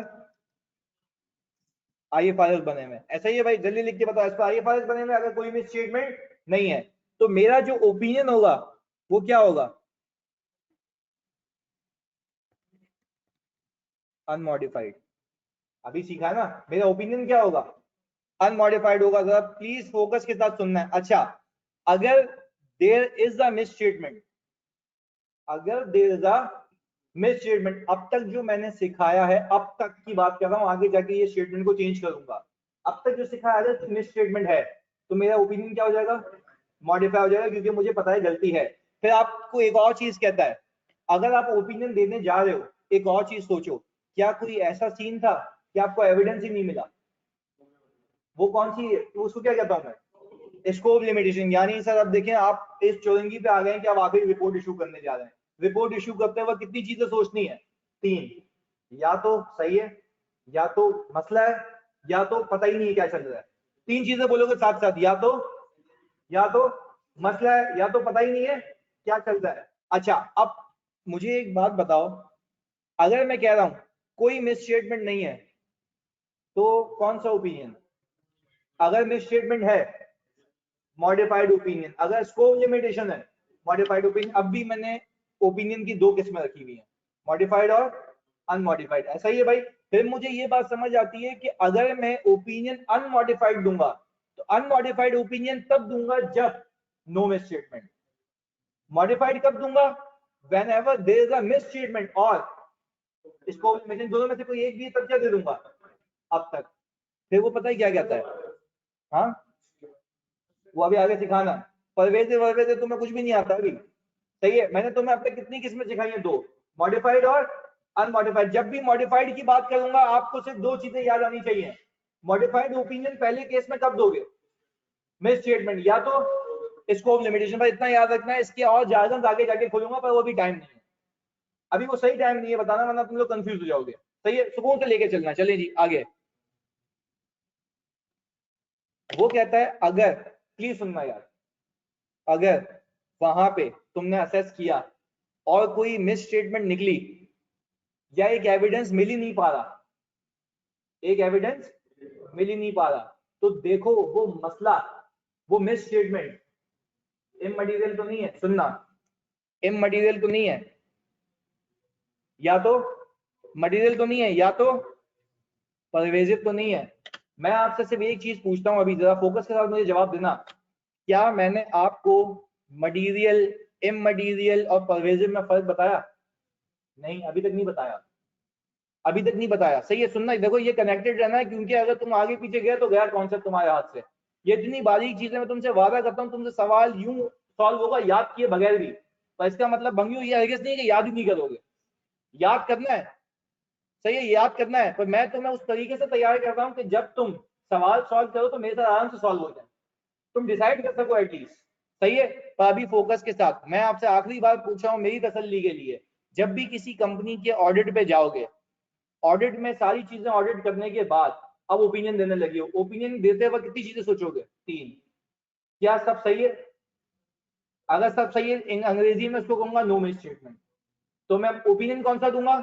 very good, unmodified. ऊपर ऊपर ब्रॉडर टर्म्स में खेल रहे हैं हम लोग। अच्छा, अगर मिस स्टेटमेंट है या क्या है? Scope limitation. अगर मिस स्टेटमेंट है और स्कोप लिमिटेशन है तो मॉडिफाइड। का वो पूछता है कि भाई जरा देख लेना कि क्या वो मिस स्टेटमेंट मटेरियल है, इमटेरियल है या परवेजिव है। पर मैं आपको एक बात बताऊं, आपको मिस स्टेटमेंट का मतलब अब तक सिर्फ इतना पता है कि आईएफआरएस के हिसाब से नहीं हुआ हुआ। आपको मिस स्टेटमेंट का अब तक मतलब यही पता है ना कि आईएफआरएस के हिसाब से नहीं हुआ हुआ। और स्कोप लिमिटेशन का अब तक सिर्फ आपको एक ही मतलब पता है कि मुझे एविडेंस नहीं मिला। पर आपको नहीं लगता कि आइजा ने उसको अलग से डिफाइन किया होगा? ऐसा है? तो अब जरा मेरी स्ट्रेटेजी को समझना जरा फोकस के साथ। मैं अभी आपको बताने जा रहा हूं मिस स्टेटमेंट और स्कोप लिमिटेशन क्या होती है। बताऊं क्यों बताऊंगा? जब सवाल रीड करोगे ना, उसकी एग्जांपल सवाल में छपी हुई होंगी, तो तुम सवाल पढ़ के समझ जाओगे कि क्या ये मिस स्टेटमेंट है या स्कोप लिमिटेशन है। तो तुम्हें पता लग जाएगा कि दैट मींस कि मुझे ओपिनियन की तरफ जाना है। कौन से ओपिनियन की तरफ?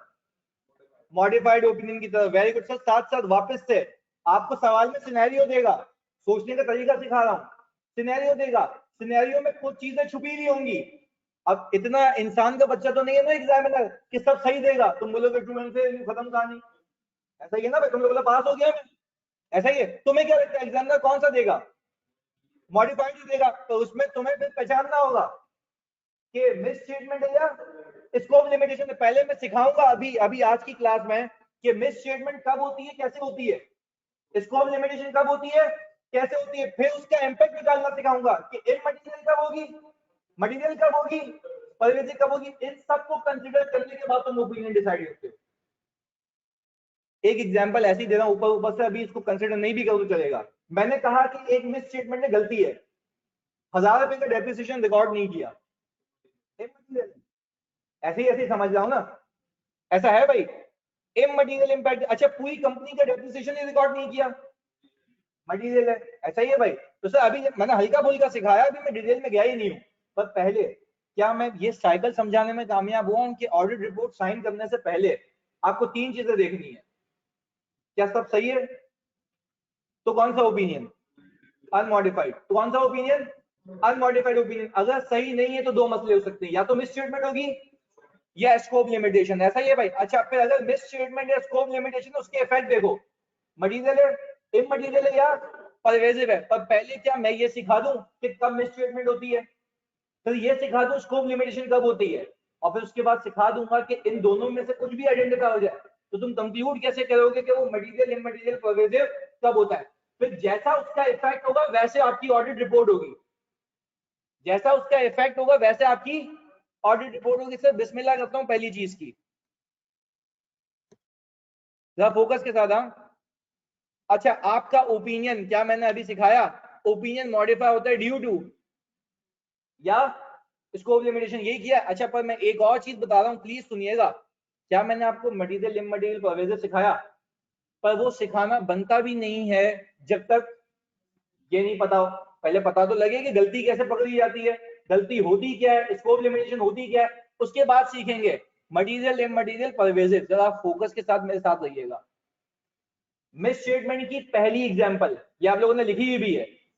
मिस स्टेटमेंट की पहली एग्जांपल एप्रोप्रिएट अकाउंटिंग पॉलिसी। अब जरा गेम देखना, एप्रोप्रिएट अकाउंटिंग पॉलिसी में वो कहता क्या है, आपने किसी कंपनी का ऑडिट किया, ऑडिट करते वक्त आपको ये पता लगा कि जो कंपनी अकाउंटिंग पॉलिसी यूज कर रही है वो आईएफआरएस के हिसाब से नहीं है। सर नहीं समझ आया, आप एग्जांपल देते हैं, दूंगा तो एक एक करके। अकाउंटिंग पॉलिसी जो यूज कर रहा हूं आईएफआरएस के हिसाब से तो है, करेक्ट नहीं है, कंसिस्टेंट नहीं है, पिछले साल कुछ और थी, इस साल कुछ और है। सर नहीं समझ आया, अभी बस एक मिनट दो, मैं इसकी अलग अलग एग्जांपल खोल दूंगा। सही है जी। एप्रोप्रिएटनेस ऑफ डिस्क्लोजर, या तो डिस्क्लोजर इंक्लूड ही नहीं किया, इंक्लूड किया तो गलत किया, या तो किया तो पूरा नहीं किया। ऐसा ही है। क्लासिफिकेशन, नॉन करंट को करंट में दिखा दिया, करंट को नॉन करंट में दिखा दिया। तो अभी भी सारी हवाई बातें मैं समझाने जा रहा हूं कि मिस स्टेटमेंट क्या होती है ब्रॉडर टर्म्स में। मिस स्टेटमेंट की कितनी किस्में हैं? तीन। एक एक करके पहले अंग्रेजी में समझा रहा हूं, फिर एक एक एग्जांपल दूंगा। तीन किस्मों में से पहली एग्जांपल ये है कि आपकी अकाउंटिंग पॉलिसी सही नहीं है, दूसरी आपके डिस्क्लोजर सही नहीं है, तीसरी आपकी क्लासिफिकेशन सही नहीं है। साथ साथ बोलोगे मिस स्टेटमेंट कब आएगी? तीन में से कोई एक चीज हो, तीन की भी सब क्लासिफिकेशन है, वो एक एक करके खोलता हूं। अकाउंटिंग पॉलिसी, डिस्क्लोजर सही नहीं है, तीसरा क्लासिफिकेशन के मसले हैं। ऐसा ही है भाई। अब जरा देखो एक एक करके एग्जांपल, और ये तुम लिखोगे ना तब तुम्हें सवाल में पकड़ में आएगा कि ये मसला चल रहा है। सही है, सुनना मेरी बात। सर मैंने सबसे पहले पिक किया, सबसे पहले एप्रोप्रिएट अकाउंटिंग पॉलिसी।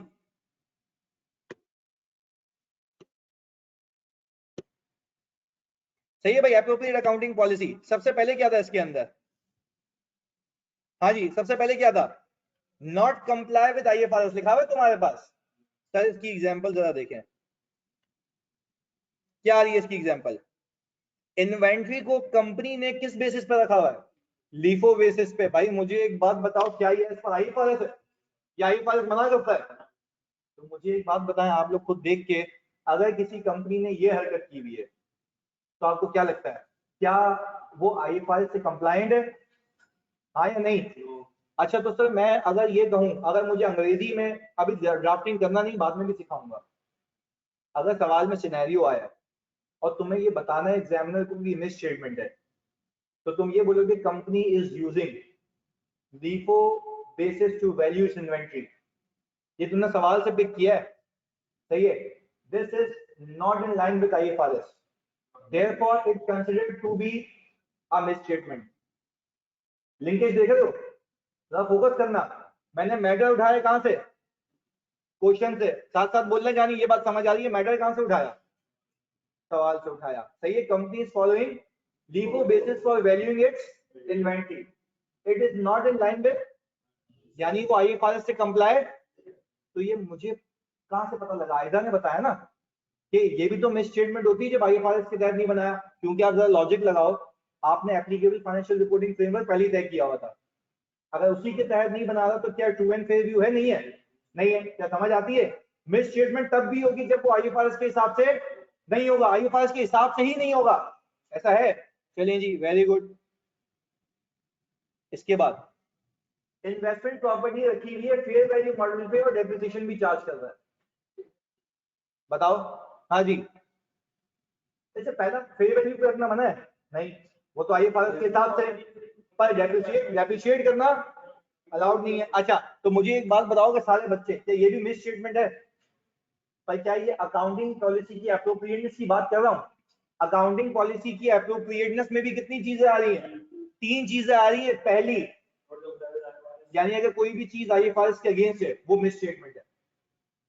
कोई भी चीज आईएफआरएस के अगेंस्ट है वो क्या है? मिस स्टेटमेंट है, क्योंकि उसने आईएफआरएस के हिसाब से, भाई हम क्या कहते हैं, वी हैव ऑडिटेड,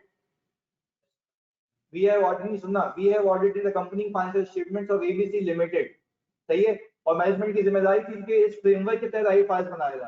तो अगर मैं ये ऑडिट रिपोर्ट में लिख रहा हूँ कि इस फ्रेमवर्क के तहत बनाएगा, कहाँ बनाया? समझ आ रही बात? सर ये चीज आ गई सामने।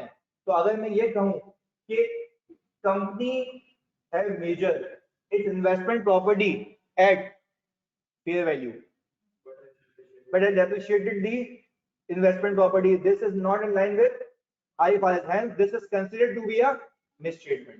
लिंकेज देख रहे हो? तुमने उसको लिंक किया है कि वो आईएफआरएस के तहत नहीं है, क्योंकि वो एप्रोप्रिएट अकाउंटिंग पॉलिसी नहीं है। सुहेमा और अशद ने एक और एग्जांपल दी, लैंड को डेप्रिशिएट कर दिया। बिल्कुल सही है, ऐसे चैंपियन होते हैं हमारे पास। चल वेरी गुड यार, वेरी गुड। अब सुनना, और कोई एग्जांपल दो, आईएफआरएस से अगेंस्ट कर दिया।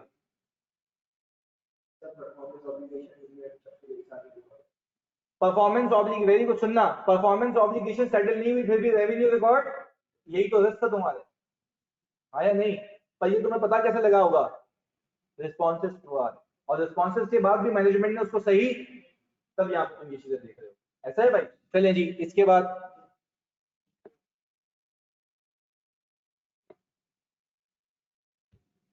हाँ भाई, है तो आईएफआरएस के हिसाब से, बस सही नहीं है। सुनना, इन्वेंट्री वेटेड एवरेज पर रखी है, लेकिन जो वेटेड एवरेज का रेट यूज किया हुआ है वो गलत किया हुआ है।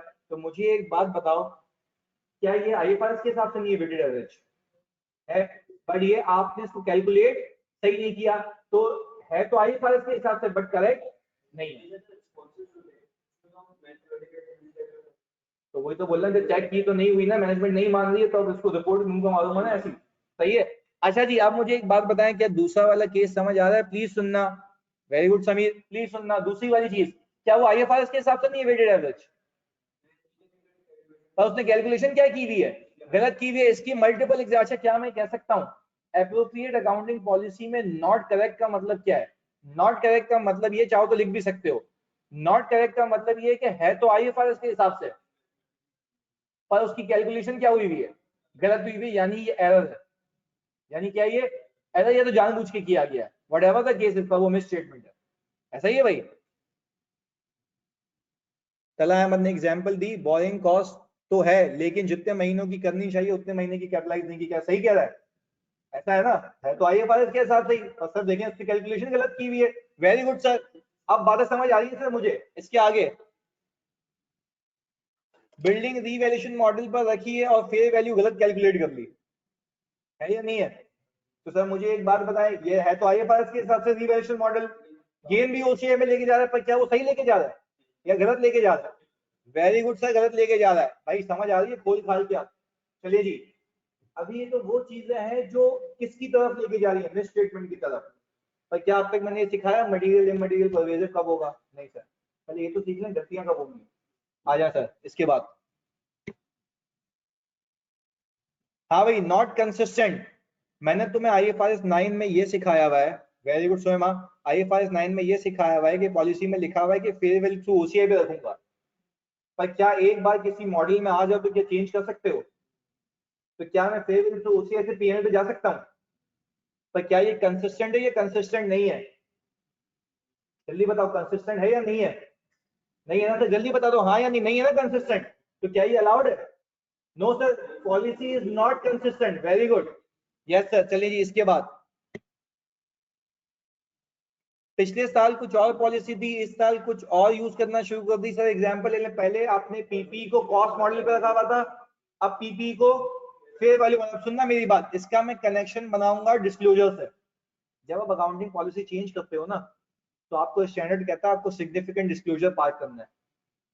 अगर वो पार्क नहीं की है तो वो वैसे ही पॉलिसी तो यहाँ पे कंसिस्टेंट नहीं है, पर क्या वो डिस्क्लोजर का मसला आ सकता है? अगर सुनना एंटिटी ने कंसिस्टेंट पॉलिसी नहीं रखी और डिस्क्लोजर पूरे कर दिए तो क्या कोई मसला है या फिर सही है? फिर सही है। वापस से सर, अगर एंटिटी ने, प्लीज सुनना, अगर एंटिटी ने डिस्क्लोजर भी दे दिए, सब सही कर लिया, भले अकाउंटिंग पॉलिसी चेंज कर दी, आईएफआरएस को कंप्लाई कर लिया, तब कोई मसला नहीं है। ये यहाँ पे तब आया हुआ है कि अकाउंटिंग पॉलिसी कंसिस्टेंट नहीं है, उसने डिस्क्लोज भी नहीं किया। भाई ये बात समझ आती है ऑनलाइन वालों? ऐसा है? अच्छा जी, अब आज के बाद मैं पूछूं आपसे कि मिस स्टेटमेंट में सबसे पहले क्या मैं चेक करूंगा कि अप्रोप्रिएटनेस ऑफ अकाउंटिंग पॉलिसी है या नहीं है? अप्रोप्रिएटनेस ऑफ अकाउंटिंग पॉलिसी 3 तरीकों से चेक होती है। वो आईएफआरएस के हिसाब से होनी चाहिए, वो करेक्ट होने चाहिए और कंसिस्टेंट होने चाहिए। अगर ये तीनों नहीं है तो दैट मींस कि वो मिस स्टेटमेंट है। ये बात समझ आती है भाई? पप्पू जल्दी बता दो। ऐसा है? अच्छा, ये सारी चीजें अब देखो, दिमाग खुला ना, अब सवाल में जो चीजें लिखी हुई होंगी क्या आप पकड़ लोगे मिस स्टेटमेंट है या नहीं है? एग्जांपल्स के तौर पे ना आप बोलोगे आईएफआरएस के हिसाब से नहीं है, करेक्ट नहीं है, कंसिस्टेंट नहीं है, तो ये सारी चीजें यही तो अंग्रेजी उठा के लिखनी है वहां पे। मैं तो सिखा ही नहीं रहा हूं कि अंग्रेजी यही लिखनी है भाई। इशू उठाओगे, इसको लिंक करोगे कि does not comply with IFRS, hence it is considered to be a misstatement. और फिर सिखाऊंगा कि जाके कि मटेरियल है या ये मटेरियल है। समझ आती है बात? तो ये पूरी चोलंगी चलेगी। तभी मैंने कहा था तुम रीड किए बगैर भी आंसर को ड्राफ्ट कर पाओगे, पर इसका हरगिज मतलब ये नहीं है कि याद नहीं करोगे। सही है, आ जाओ जी आगे। सर यानी एप्रोप्रिएट अकाउंटिंग पॉलिसी तो हो गया यानी। एक मिनट रुकना है यहाँ।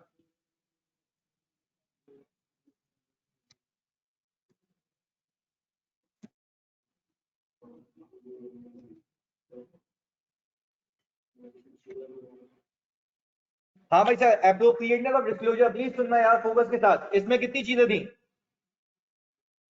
3। या प्लीज जानिए पप्पू, बातें नहीं। पहला, डिस्क्लोजर होना चाहिए था, नहीं है। एग्जाम्पल देना सर, कंपनी के ऊपर केस चल रहा है और आईएफआरएस आपको ये कहता है कि मैंने तुम्हें, इसलिए वो एग्जांपल दे रहा हूँ क्योंकि जो बच्चे अभी कंसोल में मेरे साथ वो चीजें कर चुके हैं उनको रिमाइंड रहेगा। तुम्हारे किसी केस के हारने के चांसेस 50% से कम है, बट 5% से ज्यादा है, तो आपको वो कहता है रिकॉर्ड नहीं करो, डिस्क्लोज करो। क्या डिस्क्लोजर रिक्वायर्ड है? यस सर, रिक्वायर्ड है ना। अच्छा, अगर रिक्वायर्ड है और उसने डिस्क्लोज नहीं किया तो नॉट इंक्लूडेड है। तो क्या ये भी मिस स्टेटमेंट के जुमरे में आती है? पर क्या ये अकाउंटिंग पॉलिसी का मसला है, डिस्क्लोजर का मसला है? ऐसा, एक बात तो मुझे समझ आ रही है, सिर्फ अकाउंटिंग का मसला नहीं होता, डिस्क्लोजर का भी मसला होता है। ऐसा है? चलिए जी सर, क्लाइंट पर केस हुआ जो बुक्स में डिस्क्लोज होना चाहिए था लेकिन, तो सर ये बात समझ आती है, नॉट इंक्लूडेड। चलें जी आगे। अब सुनना, ये देखो, डेप्रिसिएशन कैलकुलेट किया स्ट्रेट लाइन मेथड से और बुक्स में लिखा हुआ है कैसे, तो क्या इंक्लूड नहीं किया? पर गलत किया। ऐसा ही है भाई? भाई इंक्लूड किया बट गलत किया। सही बात है ना भाई? देखो दोनों अलग अलग चीज है। इसके बाद तो क्या ये भी डिस्क्लोजर का मसला है? पर मेरे ख्याल से ये अकाउंटिंग का भी मसला है, वहां पे भी आएगा। ऐसा ही है भाई? अच्छा, वो अकाउंटिंग का कौन सा मसला है? नॉट करेक्ट, पक्की बात है, सोच लो। Very good sir. इसके बाद नॉट एडिक्वेट का मतलब ये है, सुनना, पहली चीज इंक्लूड ही नहीं किया, दूसरी चीज गलत इंक्लूड किया, तीसरी चीज इंक्लूड किया पर 100% नहीं किया। एग्जाम्पल, तुमने रिलेट पार्टी कर लिया सर के साथ? नहीं किया? मैं तुम्हें बता देता हूँ, सुनना सुनना मेरी बात। अबे कैम पागल हो गया क्या? कैम रिपोर्ट में आता है, ये फाइनेंशियल्स की बात हो रही है, कैसी बातें कर रहे हो भाई? दो चीजें मिक्स नहीं करना। कैम रिपोर्ट में आता है। अब सुनना मेरी बात, आपको IS 24 रिलेटेड पार्टी का स्टैंडर्ड एक चीज कहता है, सुनना मेरी बात, रिलेटेड पार्टी का स्टैंडर्ड ये कहता है कि अगर आपकी कोई रिलेटेड पार्टी है, एग्जांपल के तौर पे कह रहा हूं, आपकी सब्सिडरी, आपकी एसोसिएट, अगर आपने उसको कोई चीजें खरीदी बेची हैं तो उस एंटिटी का नाम, उससे रिलेशन, उसकी ट्रांजैक्शन, कितने प्रॉफिट पे बेचा, सब बताओगे, क्योंकि ये आपकी रिलेटेड पार्टी होती है ना। ऐसा नहीं कि सामने वाले को फायदा पहुंचाओ टैक्स से बचने के लिए।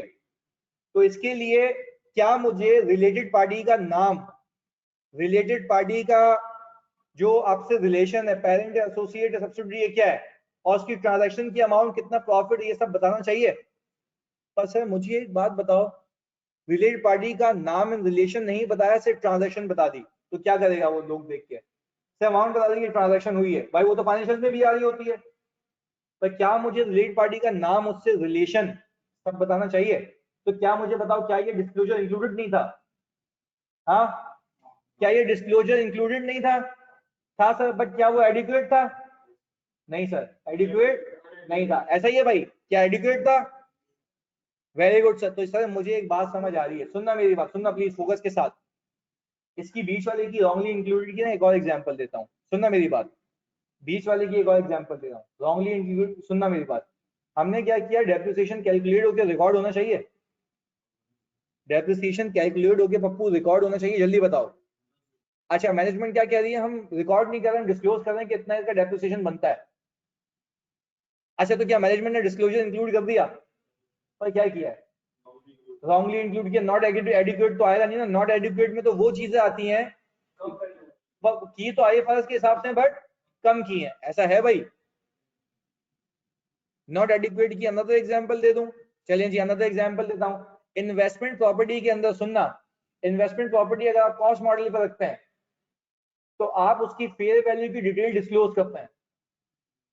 अगर आप इन्वेस्टमेंट प्रॉपर्टी को किस पे रखते हैं, कॉस्ट मॉडल पे रखते हैं, पर आप सिर्फ उसकी फेयर वैल्यू को डिस्क्लोज लाजमी करते हैं कि इस कंपनी की जो इन्वेस्टमेंट प्रॉपर्टी उसकी फेयर वैल्यू ये है। तो मुझे एक बात बताओ, मैंने इन्वेस्टमेंट प्रॉपर्टी को रखा कॉस्ट मॉडल पे, उसका पीछे डिस्क्लोजर भी बनाया, तो क्या डिस्क्लोजर इंक्लूड किया?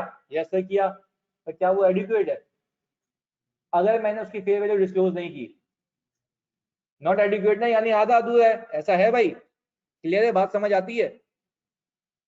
तो सर ये वो एग्जांपल्स हैं। अच्छा, अब एक और बात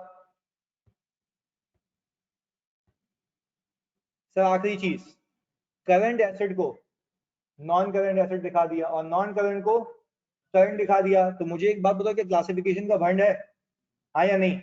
तो सर मुझे एक बात बताओ, ये भी तो मिस स्टेटमेंट है, गलती है सर, ये आप कैसे कह सकते हैं सर ये गलती है? एग्जांपल देता हूँ, वेरी गुड। अब loan, very good, going concern का मसला होगा तो कंपनी की ऐसी की तैसी हो जाएगी, सारी लायबिलिटी इमीडिएटली पेएबल हो जाएगी और सारे एसेट्स वाइंड अप हो जाएंगे। तो सर मुझे एक बात बताओ, क्या ये भी एक बिग इशू है? कैसे, यानी दैट मींस कि सर आज के बाद अगर मैं आपसे पूछूं तो आपका मेरे पास जवाब ये होना चाहिए कि सर आप ऑडिट रिपोर्ट साइन करने से पहले डिसाइड करेंगे ओपिनियन क्या होना चाहिए। ओपिनियन डिसाइड करने के कितने फैक्टर्स हैं? 3। या तो सही है, सब सही है, तो कौन सा ओपिनियन? अनमॉडिफाइड। वेरी गुड, कौन सा ओपिनियन? लिख के बताओगे भाई, अनमॉडिफाइड ओपिनियन। अच्छा, अगर आपके मसले हैं तो मसले दो तरीके के हो सकते हैं, मिस स्टेटमेंट और स्कोप लिमिटेशन। इन दोनों केसेस में आपको ओपिनियन हो जाएगा मॉडिफायर। अच्छा जी, ओपिनियन जाएगा मॉडिफायर, ऐसा ही है भाई। अच्छा, अब फिर मैं आपको ये सिखाने लगा हूं कि मिस स्टेटमेंट में क्या क्या आता है। मिस स्टेटमेंट में कितनी चीजें आती हैं? तीन, appropriateness of accounting policy, appropriateness और डिस्क्लोजर क्लासिफिकेशन। समझ आती है भाई बात? चलिए जी, अब मुझे एक बात बताओ, जब मुझे इन तीनों में से कोई भी एक चोरंगी पता लगी तो मेरा कोर्स ऑफ एक्शन क्या होना चाहिए? अगर इमटेरियल है, अगर क्या है, इमटेरियल है, इमटेरियल कब होगा ये मैंने सिखाया नहीं है, ये भी सिखाऊंगा बाद में। इमटेरियल है तो मुझे एक बात बताओ, अगर हजारों डॉलर की कंपनी है, बिलियन रुपीस की कंपनी है, उसमें 1000 रुपए का मसला आ रहा है, तो क्या शेयर होल्डर को बताओ, तो बुद्धि में चमाड़ मार के भगाया होगा, क्या मतलब है, सब मेरी जेब पे ले ले भाई, हमें क्यों बता रहा है? ऐसा ही है भाई। तो मुझे एक बात बताओ, इस केस में मैं करूंगा अनमॉडिफाइड ओपिनियन। क्या करूंगा? अनमॉडिफाइड, यानी फिर मैं मॉडिफिकेशन पे नहीं जाऊंगा, ऐसा है भाई, यानी मैं पहली चौलंगी में चले जाऊंगा अगर ये क्या है, इमटेरियल है। अब मुझे खुद एक बात बताओ लॉजिकली, अगर पहले मैं मटेरियल इमटेरियल कराता तो सर फिर लॉजिक ही नहीं बनती उसकी। पर एटलीस्ट अभी पहले गलती निकालेंगे, फिर देखेंगे वो मटेरियल है या, पर अभी एक ही चीज छुपी हुई है, ढकी हुई है कि इमटेरियल कब होगा, मटेरियल कब होगा और परवेसिव कब होगा। ऐसा ही भाई, ये हमने सीखना है, ये हमने सीखना है, ये मैं सिखाऊंगा। अच्छा जी, आपको कहता है कि अगर इन तीनों में से कोई एक चीज पता लगे तो डायरेक्टली बुद्धि से नहीं पकड़ लेना कंपनी को, आप चेक करोगे इमटेरियल है, मटेरियल है या परवेसिव है। अगर तो निकलता है इमटेरियल तो अनमॉडिफाइड ओपिनियन देना, बट मैनेजमेंट से लिखवा लेना। आप भी लिख के दे दें कि आपकी नजर में भी ये इमटेरियल है, आप भी लिख के दे दें कि आपकी नजर में भी इमटेरियल है, वरना तो हम बोलेंगे ना कि भाई हमने सोचा था, तो अगर कोई केस करेगा बोलूंगा भाई वो भी यही कह रहे थे, सही है ना? तो वो लिख के देंगे तो बल्ली उसकी भी आएगी फिर बाद में। सही है जी। अच्छा, इसके बाद अगर मटेरियल है मैनेजमेंट से क्या बोलूंगा? प्लीज सही कर लो यार। अच्छा जी, नहीं मानते, बाप को बताऊंगा, बाबू देखो ये चल रहा है, वो भी टोपी ड्राम है, मॉडिफाई कर दूंगा मैं। साइकिल समझ आती है? ऐसा है भाई, देखो यही पूरी गेम है ना, ये साइकिल समझ आती है। आज मैं सिर्फ रखता हूँ इस चौरंगी तक, सही है, और मटीरियल परवेज दोनों यहाँ आ जाते हैं। सही है भाई, मॉडिफाई कर दूंगा, मटीरियल और परवेज दोनों यहाँ आ जाते हैं। भाई मुझे बताओ ऑनेस्टली, यहाँ तक क्लियर है चीज है? पक्की साइकिल है पूरी? ओके जी, चलें जी, मिलते हैं फिर अगली क्लास में स्कोप लिमिटेशन के साथ। चलिए जी, जज़ाकल्लाह।